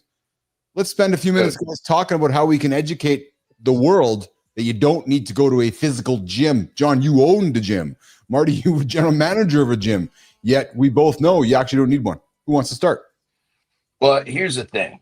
Let's just talk about the general population. Yeah. They want a big chest and some big arms. In many cases, they're not even worried about their legs. Well, fuck. Start doing push-ups. Yes. Game's over. The game's over. I've seen some dudes that like literally just do 100 push-ups a day. I had a dude on my podcast about a month back. Yeah. Jason Lamar, really cool cat, man. Yeah. You may have noticed him from blowing up on. Yeah, I know who that is. Yeah, blowing up on Cool Cat too on Instagram because this dude just speaks the truth. We're on the podcast and I just get him started on a rant. He'd just go and almost sounds like he's rapping in his things, man. It was killer. But anyway, he gets up every morning and does 100 push-ups every fucking day. And he does it like sometimes he gets up a little before 4. So he's doing his push-ups by 4. 100 push-ups every day. Fucking dude looks awesome. Yeah. That's it. That's his workout. Well, he does go to the gym, but he started off doing this. The 100 push-ups. Yeah. But what I'm getting at is it's the regularity. And you see anybody who does push-ups a lot, their shoulder girdle and their chest is fucking yoked. Yes. Push-ups or pull-ups. The simplest movements, go find somewhere to pull your back, like pull your body up continuously. those two movements, if you do pull-ups and push-ups, and that's all you did, you're probably your upper body is fucking set. Yes, Marty. This hey Jimmy, clip this. No, I'm playing, but this is something I thought about. We have access to more gyms, more personal trainers, yet we are more obese than we've ever been right now. Yes, but back in the ancient days, in the caveman days, yes, those dudes were fit, ripped, no gyms, no social media to learn how to do workouts, but they were just active. They were always moving. And they didn't eat all day. They didn't have processed foods and snacking and all these different restaurants. So gyms technically aren't necessary. I know that's probably going to hinder my business, but we don't need gyms. You know, people weren't obese and they didn't have gyms. So gyms food for thought. Gyms are simply, and this is not a bad thing, gyms are social clubs for humans to socialize. and a reason to bring us together. No, and listen, and if it means Marty will come to the gym to do his 100 push-ups, well then great. Marty needs to go to the gym, right? Yeah. Some folks need that outside influence to get him to a space, right? Obviously, John, the fellow you were just talking, what's his name? Dave? Jason Lamar. You know, Jason doesn't need to be motivated to do 100 push-ups every single day. You know, John, neither do you, neither do I. We get after, but I think some folks need that physical space to feel like, it's just like some folks I know need to go to an office. It's like, no, I get my work done wherever. Johnny, I see you want to lean in here. Well, I think it comes down to, I mean, the opener of this thing was, I love because it was talked about a decision. Yes, yes. And you make a decision and you start your transformation. And that needs to be the first part of this. When you make a decision, you find a way to get what you want, regardless of what your tools are or not, because you made a decision. But I'll use a specific example. When I was touring a lot in Japan, if we were away from the big cities, yes, the gyms there would be like, some of them were, especially once I started to really know the loops that we were on, there were certain towns where the gyms were like, I mean, you walk in there and go, why is this called the gym? You know? So there were times where I would like choose, and keep in mind, there were still some barbells in there and, you know, there were some weights, but I would choose to stay in my hotel room and do push-ups, do squats, do whatever, because that was going to be just fine. Yes. And it was like I mean, I can't tell you how many days where I have elected not to go to the gym for whatever reason, and I'll do bodyweight work. Even with the people that I coach, I'm like, look, you make it to the gym 3 times a week, that's ample. You know, there's so many other ways that we can get you moving. Yes. Yeah. Getting the brain disconnected from, like, one guy, you know, I want to do cardio at my lunch. I don't have time to go to the gym. Well, go to the gym. Go for a fucking walk. He's like, oh my God. I said, what do you do when you go to the gym? He goes, I walk on the treadmill. Well, fucking go outside and go for a walk. He's like, oh my God, I never thought about that. Yeah. It's the way it's almost like the rules. We've been programmed to think of 100%. Exactly correct. Guys, you don't need a gym to transform your body. You need consistency, creativity, commitment, discipline, and I'll add this one, a decision. Yes, that's the first part of the whole fucking deal, That's man. the first thing, right? A decision. Because fitness without a gym isn't second best. It's actually freedom.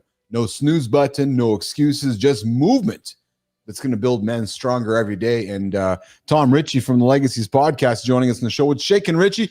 Anyone that thinks push-ups do nothing, try the 30-day challenge and you will see a difference. 10 days equals 100, 10 days equals 200, and 10 days equals 300 a day. Richie's getting after it. Push-ups are a powerful mechanism. Guys, let's transition to a fun little topic then, which is 3 everyday objects that double as workout tools. Jimmy, if we have a clip there, let's open that up before I throw it to Jimmy and Marty. I'm sorry, Johnny and Marty, but if we have that, if not, we'll get into it. 3 everyday objects that double as workout tools. Did you know that some of history's greatest innovations were born not from abundance, but from sharp constraints and the need to adapt? We've been conditioned to believe that progress requires the perfect setup. In fitness, This means feeling powerless without a gym membership or a dedicated home workout space, killing motivation before it even starts. This approach doesn't just build muscle, it builds a problem-solving mindset. Your limitations are a lie. Break free from the script. Discover how to innovate your own strength, starting now. Most creative thing you've ever used to get yourself a pump or get yourself a lift or create some resistance when you've been on the road or at home? Seriously, what's been the most creative thing? Marty, comes to you next. So I've been, so like when it comes to say bodyweight squats, right? Yes. Yeah. You're always looking for some different variation of the body. Yes. We look for variations. So get up on the bed and you do basically squats on the bed because it's not stable. Yeah. Your muscles are trying to find balance as you're doing the squats. You'll do half as many and it will fuck your legs up. Oh yeah. It's like, dude, it's almost like a vibratory board. Being honest, if you're squatting a vibratory board, when you're on a vibrating board and you try to squat, your muscles are so confused because it's trying to figure out how to balance and support this weight. Fuck, that's a good one. Yeah. So that one right there is, and that way you're not fucking doing some stupid shit like doing fucking curls with a chair, which is just a waste of your fucking time. You're better off just to do like static contractions. So, John, are you talking about something you and I grew up with, which was the waterbed? You talking about doing squats on the water? No, the fucking waterbed. Dude, I'm in a fucking waterbed. That thing will start leaking, dude. Do you remember waterbeds, John? You remember those fucking stupid inventions, Marty? Do you know what I'm talking about? Yeah, I know what a waterbed is. Yeah, the worst invention ever made for man. Let's put a bunch of water in a fucking big sack. Let's put it in the bedroom. Let's have men and women sleep on it. And then let's wonder why their backs and their bodies are all fucked up in the morning. Like, such a bizarre invention. But this idea of squatting on a mattress is brilliant. I never thought about that. Yeah. Especially if it's one of those softer ones. Yes. Oh, yeah. What about you, Marty? What's been the most creative thing you've ever used when you've needed to get a pump in or a lift in or a workout in? I was just going to say time under tension. Oh, yeah. You know, you start cranking out those super slow push-ups where you go slow on the way up and slow on the way down. Those will kill you, you know? Oh, yeah. And then where it's like, you know, push-ups is chest, shoulders, triceps. When you're doing them like that, you start to get them lats involved as well. So yes. Yeah. I think the tip on this here is don't waste a lot of fucking time trying to find something. If you can't fucking find something, just do the boring work. Yeah. Yes. Well, and so what I've done too, and I think this just comes with experience, is I like the variations, John. I like slowing things down, trying different variations, creating more awareness on a hold or a movement. So just being, and I guess the most important word is being really intentional. And I find when I'm really intentional, I can doing a squat on the bed. Well, if I'm super intentional about it, I'm certain I probably don't have to do many to get a very good results from it. Well, then you start looping these things together. Like, for example, do 25, 30 bodyweight squats and then go fucking lunging down the hallway. Oh, yeah. Doesn't take many of those. You know, or do some bodyweight squats. Especially do 50 bodyweight squats. Yes. Lunge down the fucking hallway. I mean, you'll actually start to recover in the middle of lunging because your legs are so fucking shot. Lunge to the fucking stairwell. Start walking up steps. It's incredible how much lunging aging. How I train. What's that, Marty? I said that's kind of how I train. You know, I kind of do stuff similar to that. Oh, not every day, but I do have stuff in my training like that. I'm digging that too, brother. I especially at the end of my training, I'm going to loop together at least 3 exercises for the last series. Do a finisher, right? Yeah, that was AJ's thing, and he had me lunging like a mofo. I can't count how many times that guy would have me do body lunges. Like he goes, "Okay, Keith, walking or standing." Walking, like more functional. It's more functional to life. Oh man, there's a Marty. We went to the Iceplex. I took you there, but there was a ring up top there. He'd say, "Okay, man, go walk around there for do 100, 200 loops," and I'm like, "Holy fuck!" I'd be lunging for like a half an hour. after doing squats or deads and just that basic lunging movement, people underestimate the power of a lunge. Like, guys, park a weight pack in a parking lot and lunge to the store. Seriously, like do a walking lunge to the store. There you go. Get after that one. Dude, the lunge used to be like one of my favorite gym exercises. Oh, yeah? Check this out. It was like I got to the point where I could lunge with a shitload of weight. So I'll tell you a story about how a buddy of mine and I met.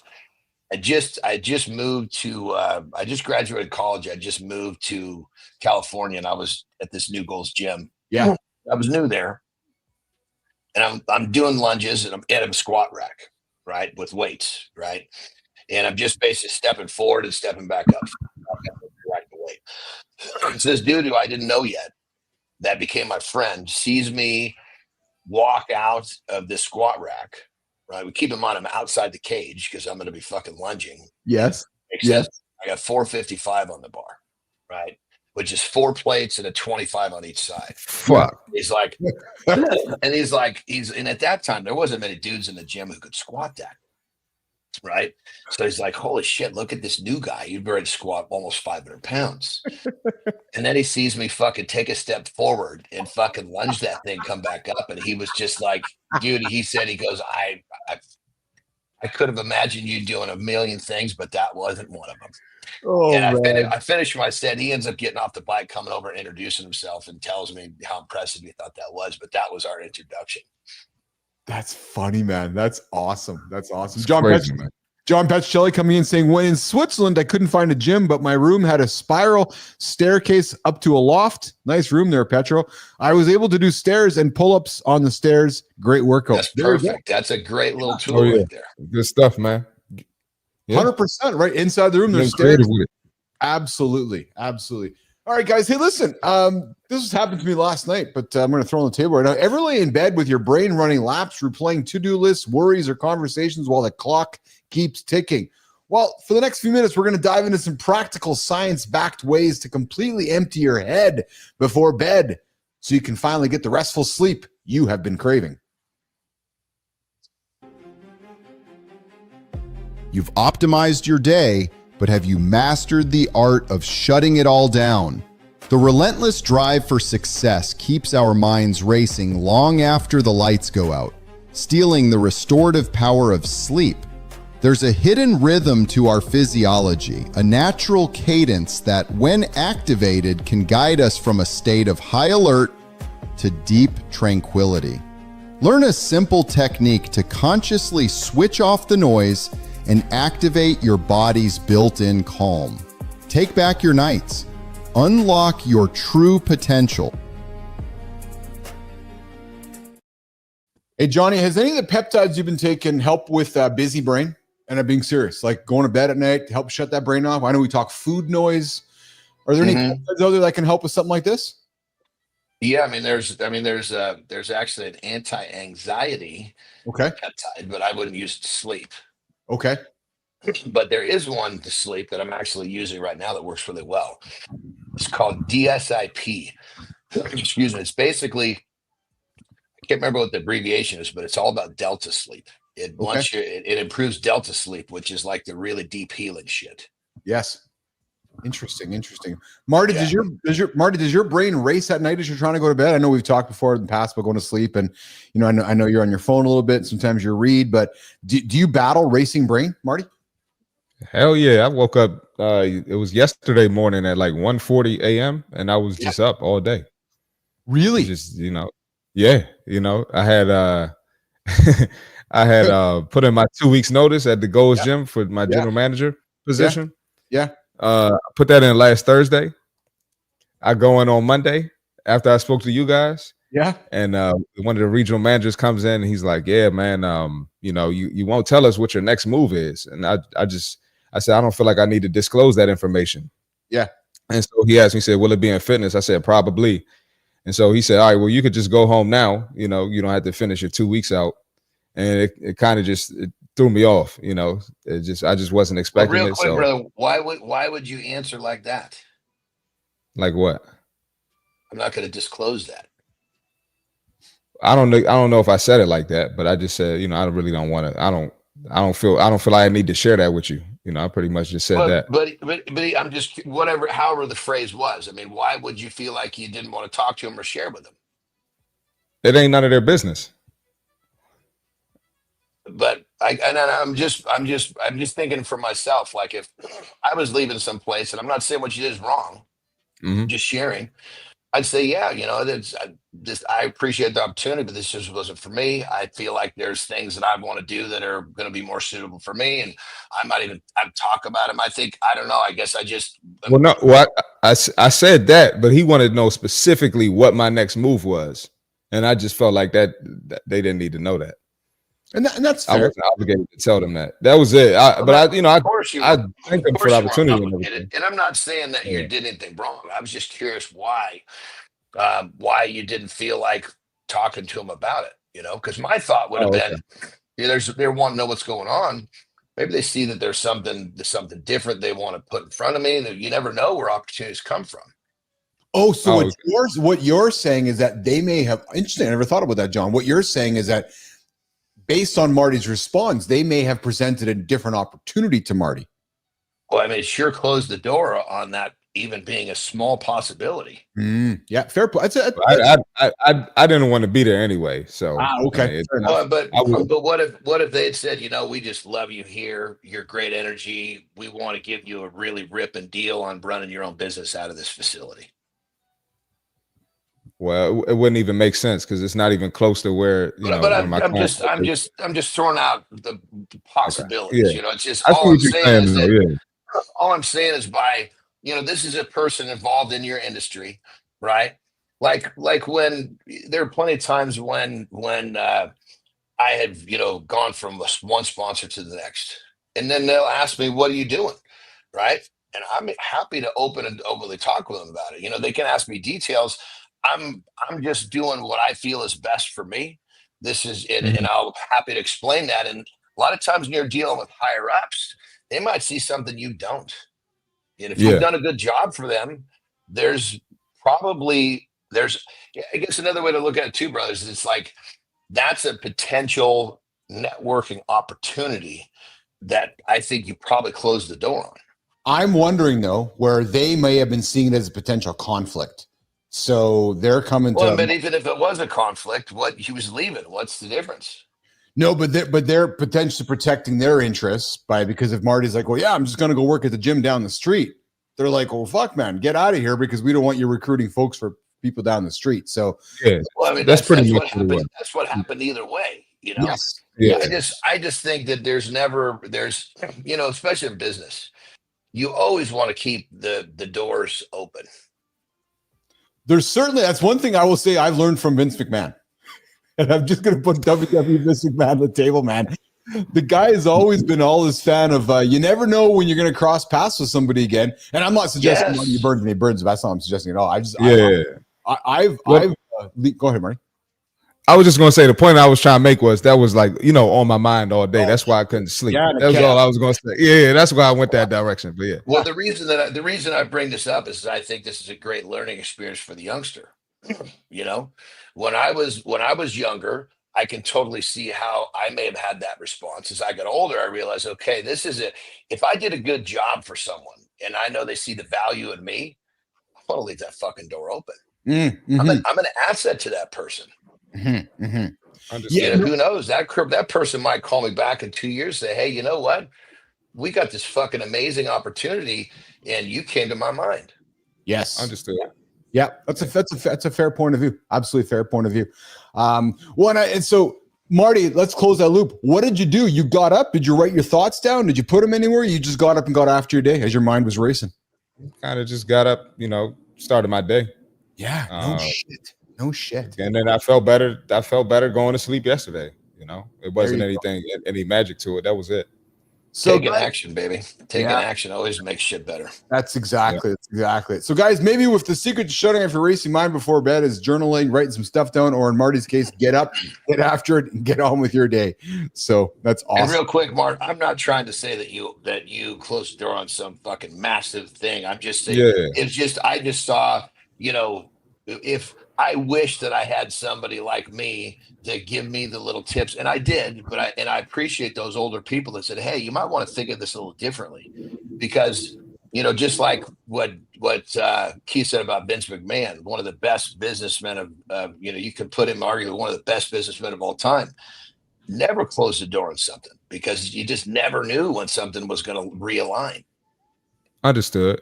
Well, maybe some things that factor in my decision, which I haven't really shared with you all. There were some things that went on that added to me not wanting to be there, and I didn't feel comfortable there anymore.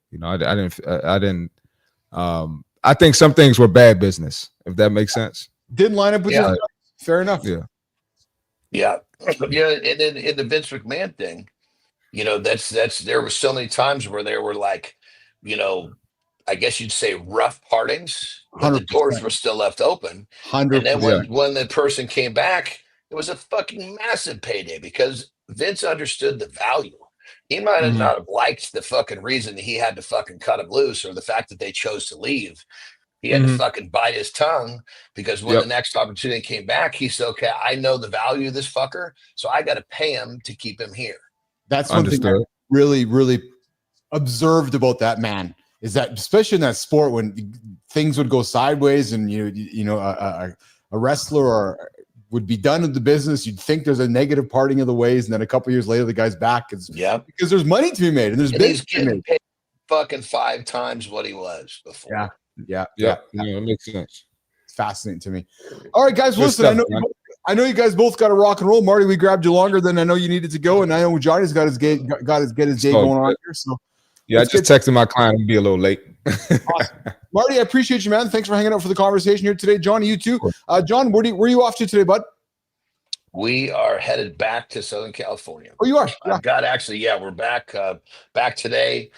And tomorrow we got to kind of get the place in order, because 2 of my childhood friends are swinging by for the day on Friday. Really? Friday, Saturday. Oh, yeah. Pretty cool. That's good stuff, man. Are they staying the night? Yeah. They're basically, a lot of times when people come down this way, they'll just swing in and, they'll come in for a day and spend the night and keep on going. It's pretty cool. So you're going to be dragging your ass on Saturday. And what are you guys going to do on Friday? We can talk about this next couple of days. That'll be No, I'm not dragging my ass. Are you kidding me? They understand who I am. Hey, you see how we try to throw that in there, John? You see what he does? You see what he does, man? I said, look, if you get here later than 8 o'clock, Terry's going to have to show you the guest house, because they've never been there before. So I'm going to be asleep. That's it. I said, and you're going to have to fucking hear me fucking banging around in the gym, which is just outside the main bedroom in the fucking guest house, because I'm going to be busting ass in the gym in the morning. When I'm done, I'm going to come wake your asses up so we can hang out.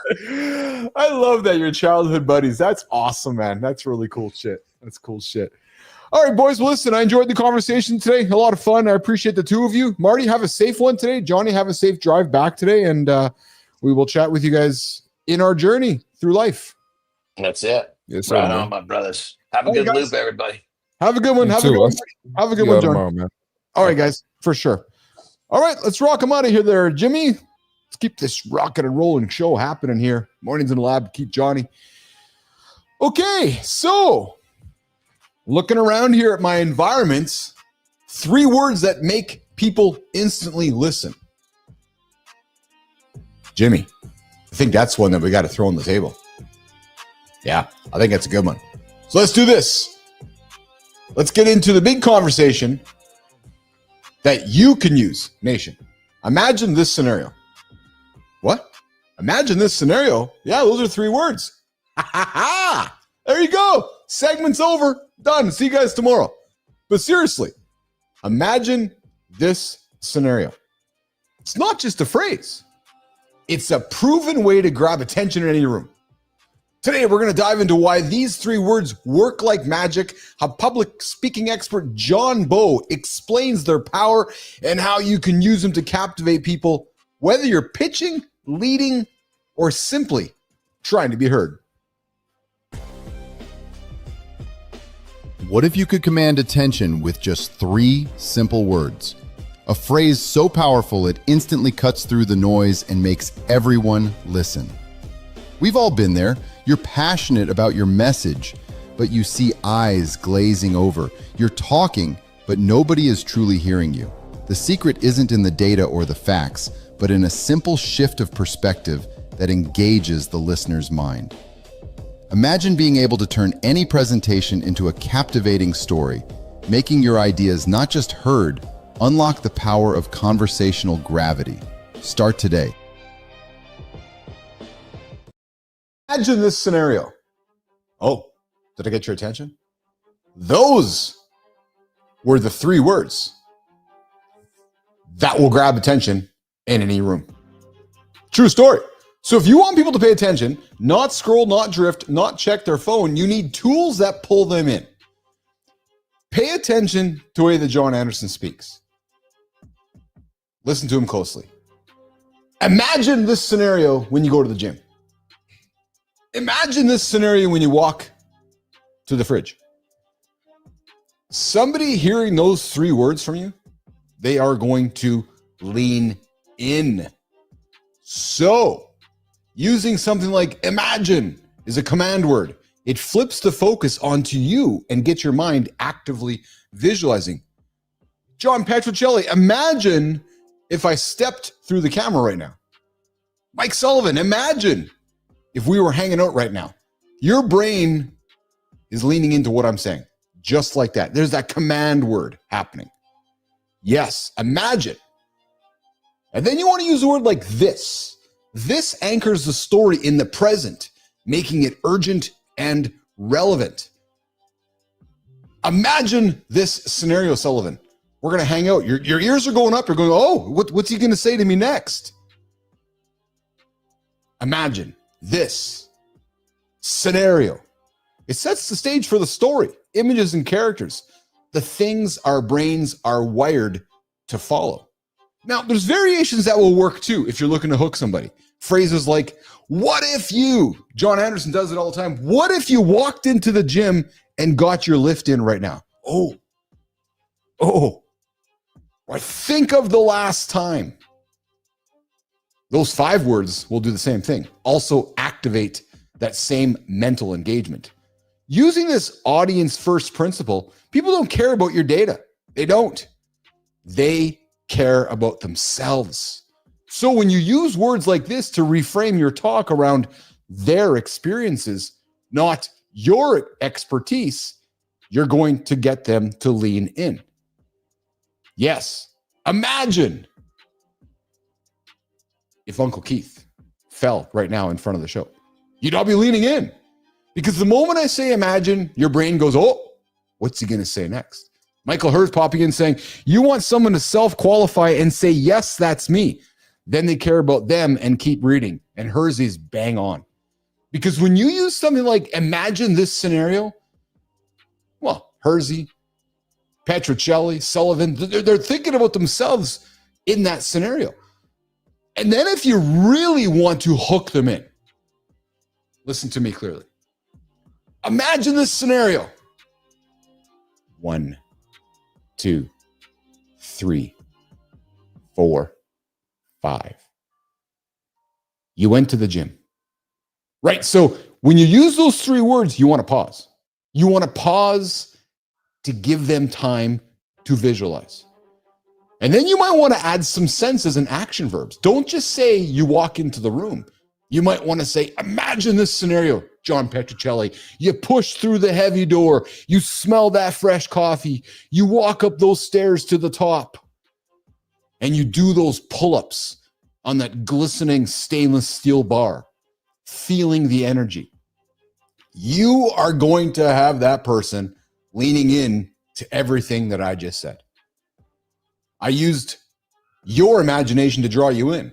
I used your senses and my words through action verbs to help you imagine being in the room.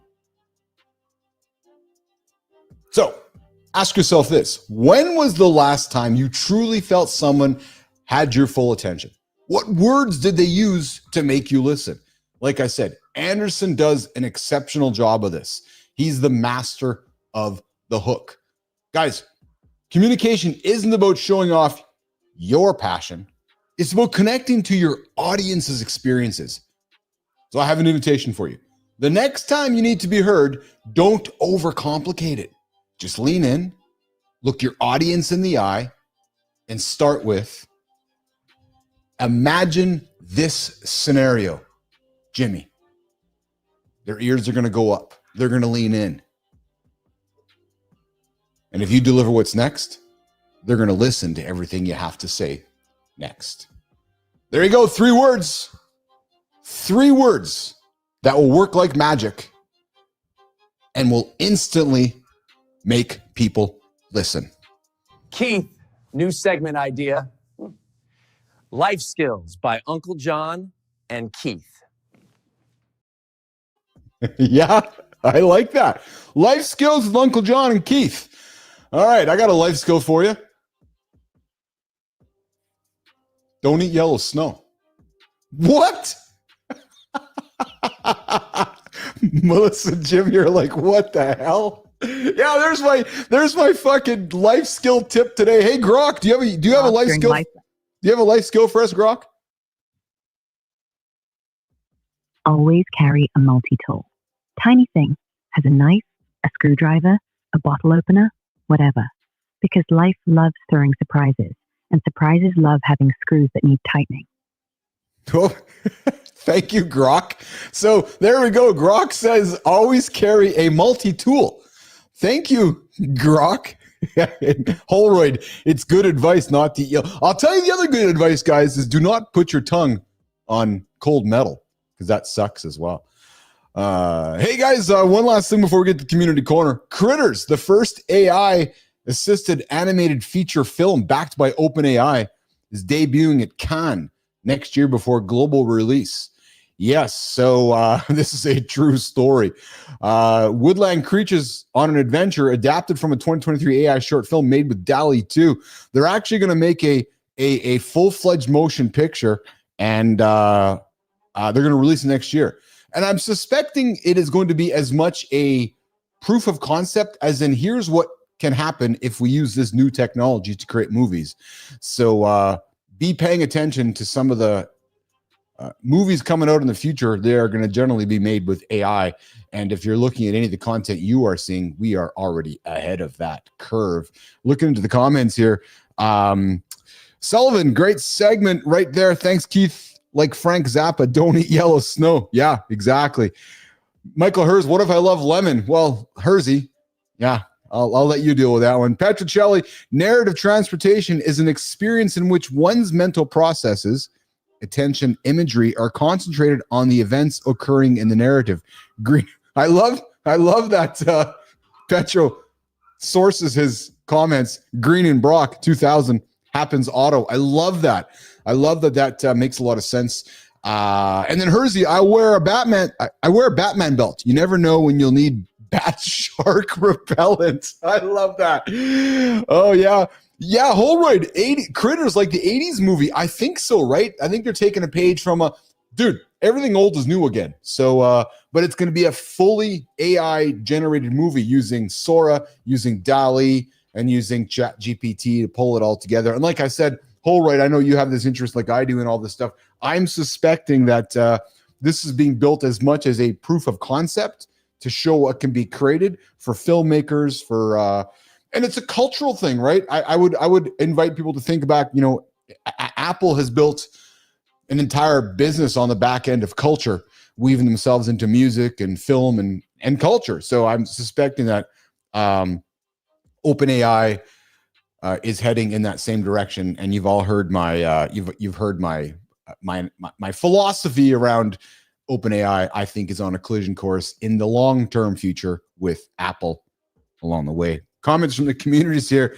We got Hersey's got the gold medal on this one. I like the Batman belt, says Petro. That's what Michael Hers wears. And maybe we'll get a Gremlins reboot. I'm telling you, I'm actually kind of surprised we have not seen a Gremlins reboot up until now. There's been no Gremlins reboot at all. So it makes me wonder if that one's on its way. So, okay, guys, let's Michael, do it, John. It has everything. Let's get to the community corner, guys, and let's keep this show rolling here, Jimmy. Hour two's got plenty, but right now, it's about you. Welcome to Community Corner. celebrating wins, lessons, and the stories that connect us all.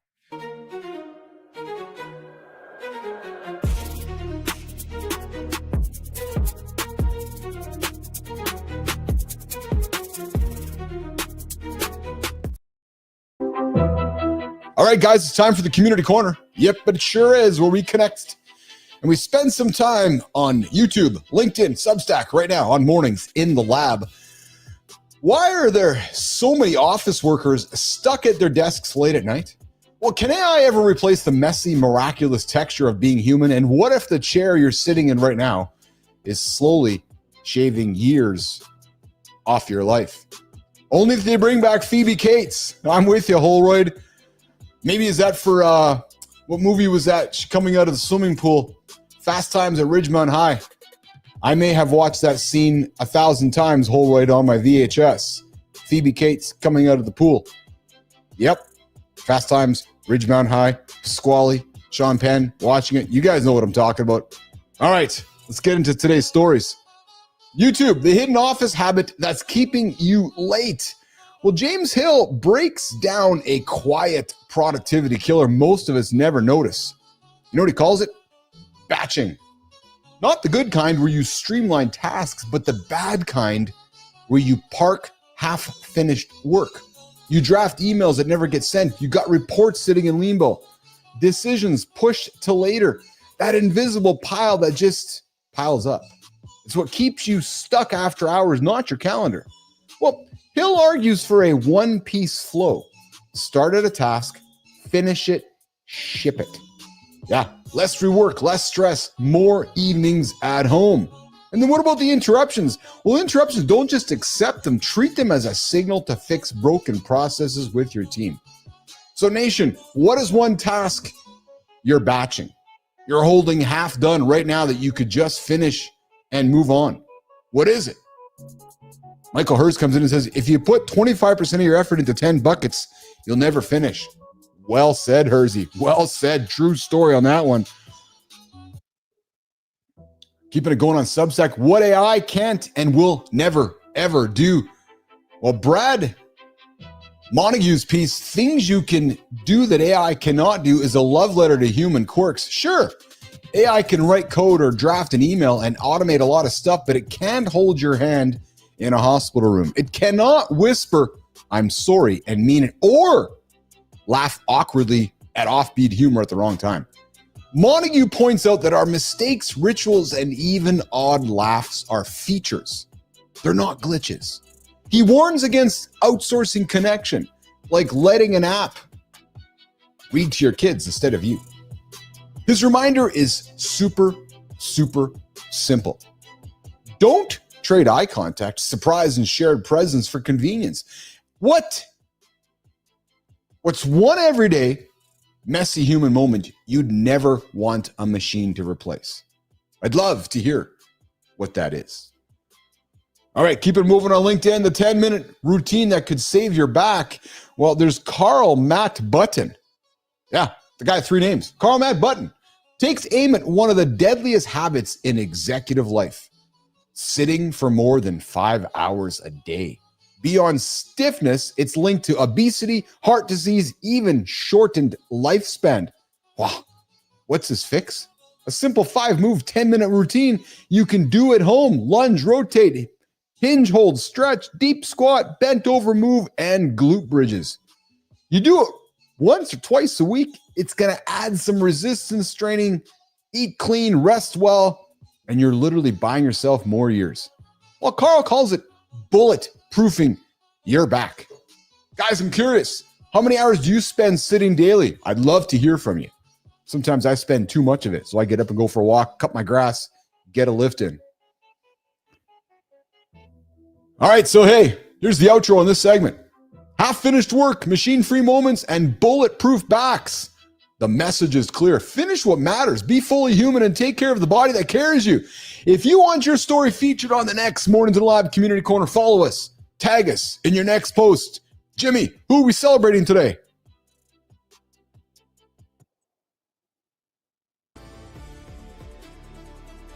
What if your daily routines were secretly working against your health?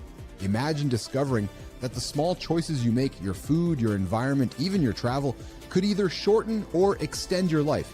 This entrepreneur turned wellness advocate has made it her mission to outsmart toxins and design a lifestyle built on longevity.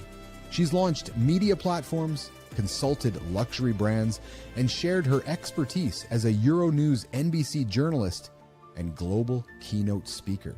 Mornings in the Lab is proud to spotlight Natalie LaFave, whose work proves that thriving long-term starts with the choices you make today. Hi. Health isn't just about workouts and clean meals. No. It's about the invisible factors, the toxins, the stress, the constant grind that most of us never stop to question. Well, Natalie did, and she didn't just change her own path. She built an entire platform to help others do the same. Yep, true story. She's moved from reporting on the world as a travel journalist to shaping it as a founder, speaker, and voice for longevity. In a world with obsessed with quick fixes, she's showing us how to play the long game. And Natalie, as a result of that, we'd love to have you on the show. True story. Bring your story. Bring that awesome attitude of yours. Great content. Great perspective to Mornings in the Lab so we can learn from you, meet you, and celebrate somebody in an upcoming episode. The Community Corner right here on Mornings in the Lab with Keith, Johnny, and friends. Who's next, Jimmy? Ever wonder what keeps joy alive when the world feels heavy? Some people don't just look for the light, they create it. This guy is leading the way through whimsical illustrations, best-selling books, and a weekly newsletter that feels like a tap on the shoulder reminding us life is still worth celebrating. He calls himself a joy rebel, a stubborn optimist, and a special agent at the fantastic Bureau of Imagination. Mornings in the Lab is proud to celebrate Brad Montague, whose work sparks a bonfire of belonging for readers everywhere. Follow him for a steady stream of hope, humor, and reminders of the goodness that still exists. Brad lives optimism. Yeah. Yeah, Melissa, we are. We're celebrating the same guy whose Substack post we just had now. True story. But I think it's because Brad Montague is awesome. I'm suspecting it's because he turns imagination into something practical. And I'm suspecting it's something that we can still all hold on to when the day feels like it's closing in. So Montague, we're celebrating you today. Your words, your drawings, that hit all of us with presence. And it's a reminder that joy isn't naive. Joy is rebellious. And behind the art is a guy who simply refuses to give up on people. That's rare. That is powerful. And that's why we are celebrating you and spotlighting you, Brad Montague. So, Brad, you got a double hit here today, pal. We celebrated your post. Now we're celebrating you. And as a result, I'd love to give you the community spotlight, the creator spotlight in the community corner. So you can shine it on somebody in a future episode of the creator spotlight right here in the community corner, right here over on the big show, Mornings in the Lab with Keith, John, and friends right here, 8 o'clock Eastern time. YouTube, LinkedIn, and X. But guys, the show starts before that, 7:30 Eastern time. Kindness Rising with Matt Roof. Gets up, gets after it, helps you guys get into bed with a positive dose of energy, positive dose of kindness. Bless you, Melissa. Bless you. I saw that sneeze there. And we get on the show here at 8 o'clock Eastern time, and we get after it. Tomorrow we got a guest coming in tomorrow, guys. We got a guest on Friday as well this week, and I also have an invitation for you guys. Kent Richardson's showing tomorrow. Win your day before it begins. The morning routine that crushes the snooze button. We got Kent Richardson in the house tomorrow on the center stage, and guys, 8 o'clock. We are working on our Unreal show. So we have Mornings in the Lab goes live every single day, 8 o'clock Eastern time. And our ambition, well, we have many ambitions here. We still are working towards, making our third hour come to life, the AI hour that we continue to lean into. But along the way, we have created a new show called Unreal, which is a experience with Sterling and Preston. And Melissa has been leading that along with Jimmy. It's an awesome show. If you guys did not check out yesterday's episode, I invite you to check it out. It's up on our channel. There's 3 episodes now of Unreal. our goal with the Unreal is to give you guys the behind the scenes of building a morning show through the lens and through the eyes of Sterling and Preston. And Sterling and Preston joined the team here last week. They got called in on duty when Frankie and Tommy went missing. So we hired Sterling and Preston. They are our conversation desk anchors. I suspect we're going to be leaning in with them for a long time. So very, very happy to have Sterling and Preston on the side on the team. And I invite you guys to check out their show. 8 o'clock drops daily right here on the big YouTube channel. Mornings in the Lab. All right, Melissa, Jimmy, it's time to rock and roll. Yep, it's time to rock and roll here. Our 2-hour show is up. Hey, Grok, how's it going? You good? Should we get out of here, Grok? What's do you have any highlights of the day here today, Grok? What are your highlights of the show here today?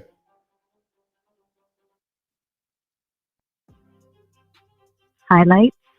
Oh, the lunge confession, the waterbed squats, absolute gold. And that, imagine this scenario trick. I'll be stealing that to wake you lot up tomorrow. Safe drive mornings. Awesome. Thank you, Grok. Thank you, Hersey. Thank you, Lady Drew. Thank you, Holroyd, John Petricelli, the whole crew joining us this morning on Mornings in the Lab. Melissa, Jimmy, I appreciate you guys. We are going to get out of here. Back at it 22 hours from now. True story. Yeah, this is how it works. Every 22 hours, we do this show here called Mornings in the Lab. So there's the sound effects. On behalf of the whole crew, John Jacob Jingleheimer Smith, you're out there lurking. I appreciate you, brother. I love having your name out there, even with your dude. Stop lurking, man. Come say hi earlier. There's a true story. Lots of respect, guys. Have a good one. We'll see you guys in less than 24, 22 to be exact. Mornings in the Lab. Keith, John, Preston, Catch you tomorrow, Keith. Grok, Jimmy, and Melissa. We're getting out of here. We'll see you guys tomorrow.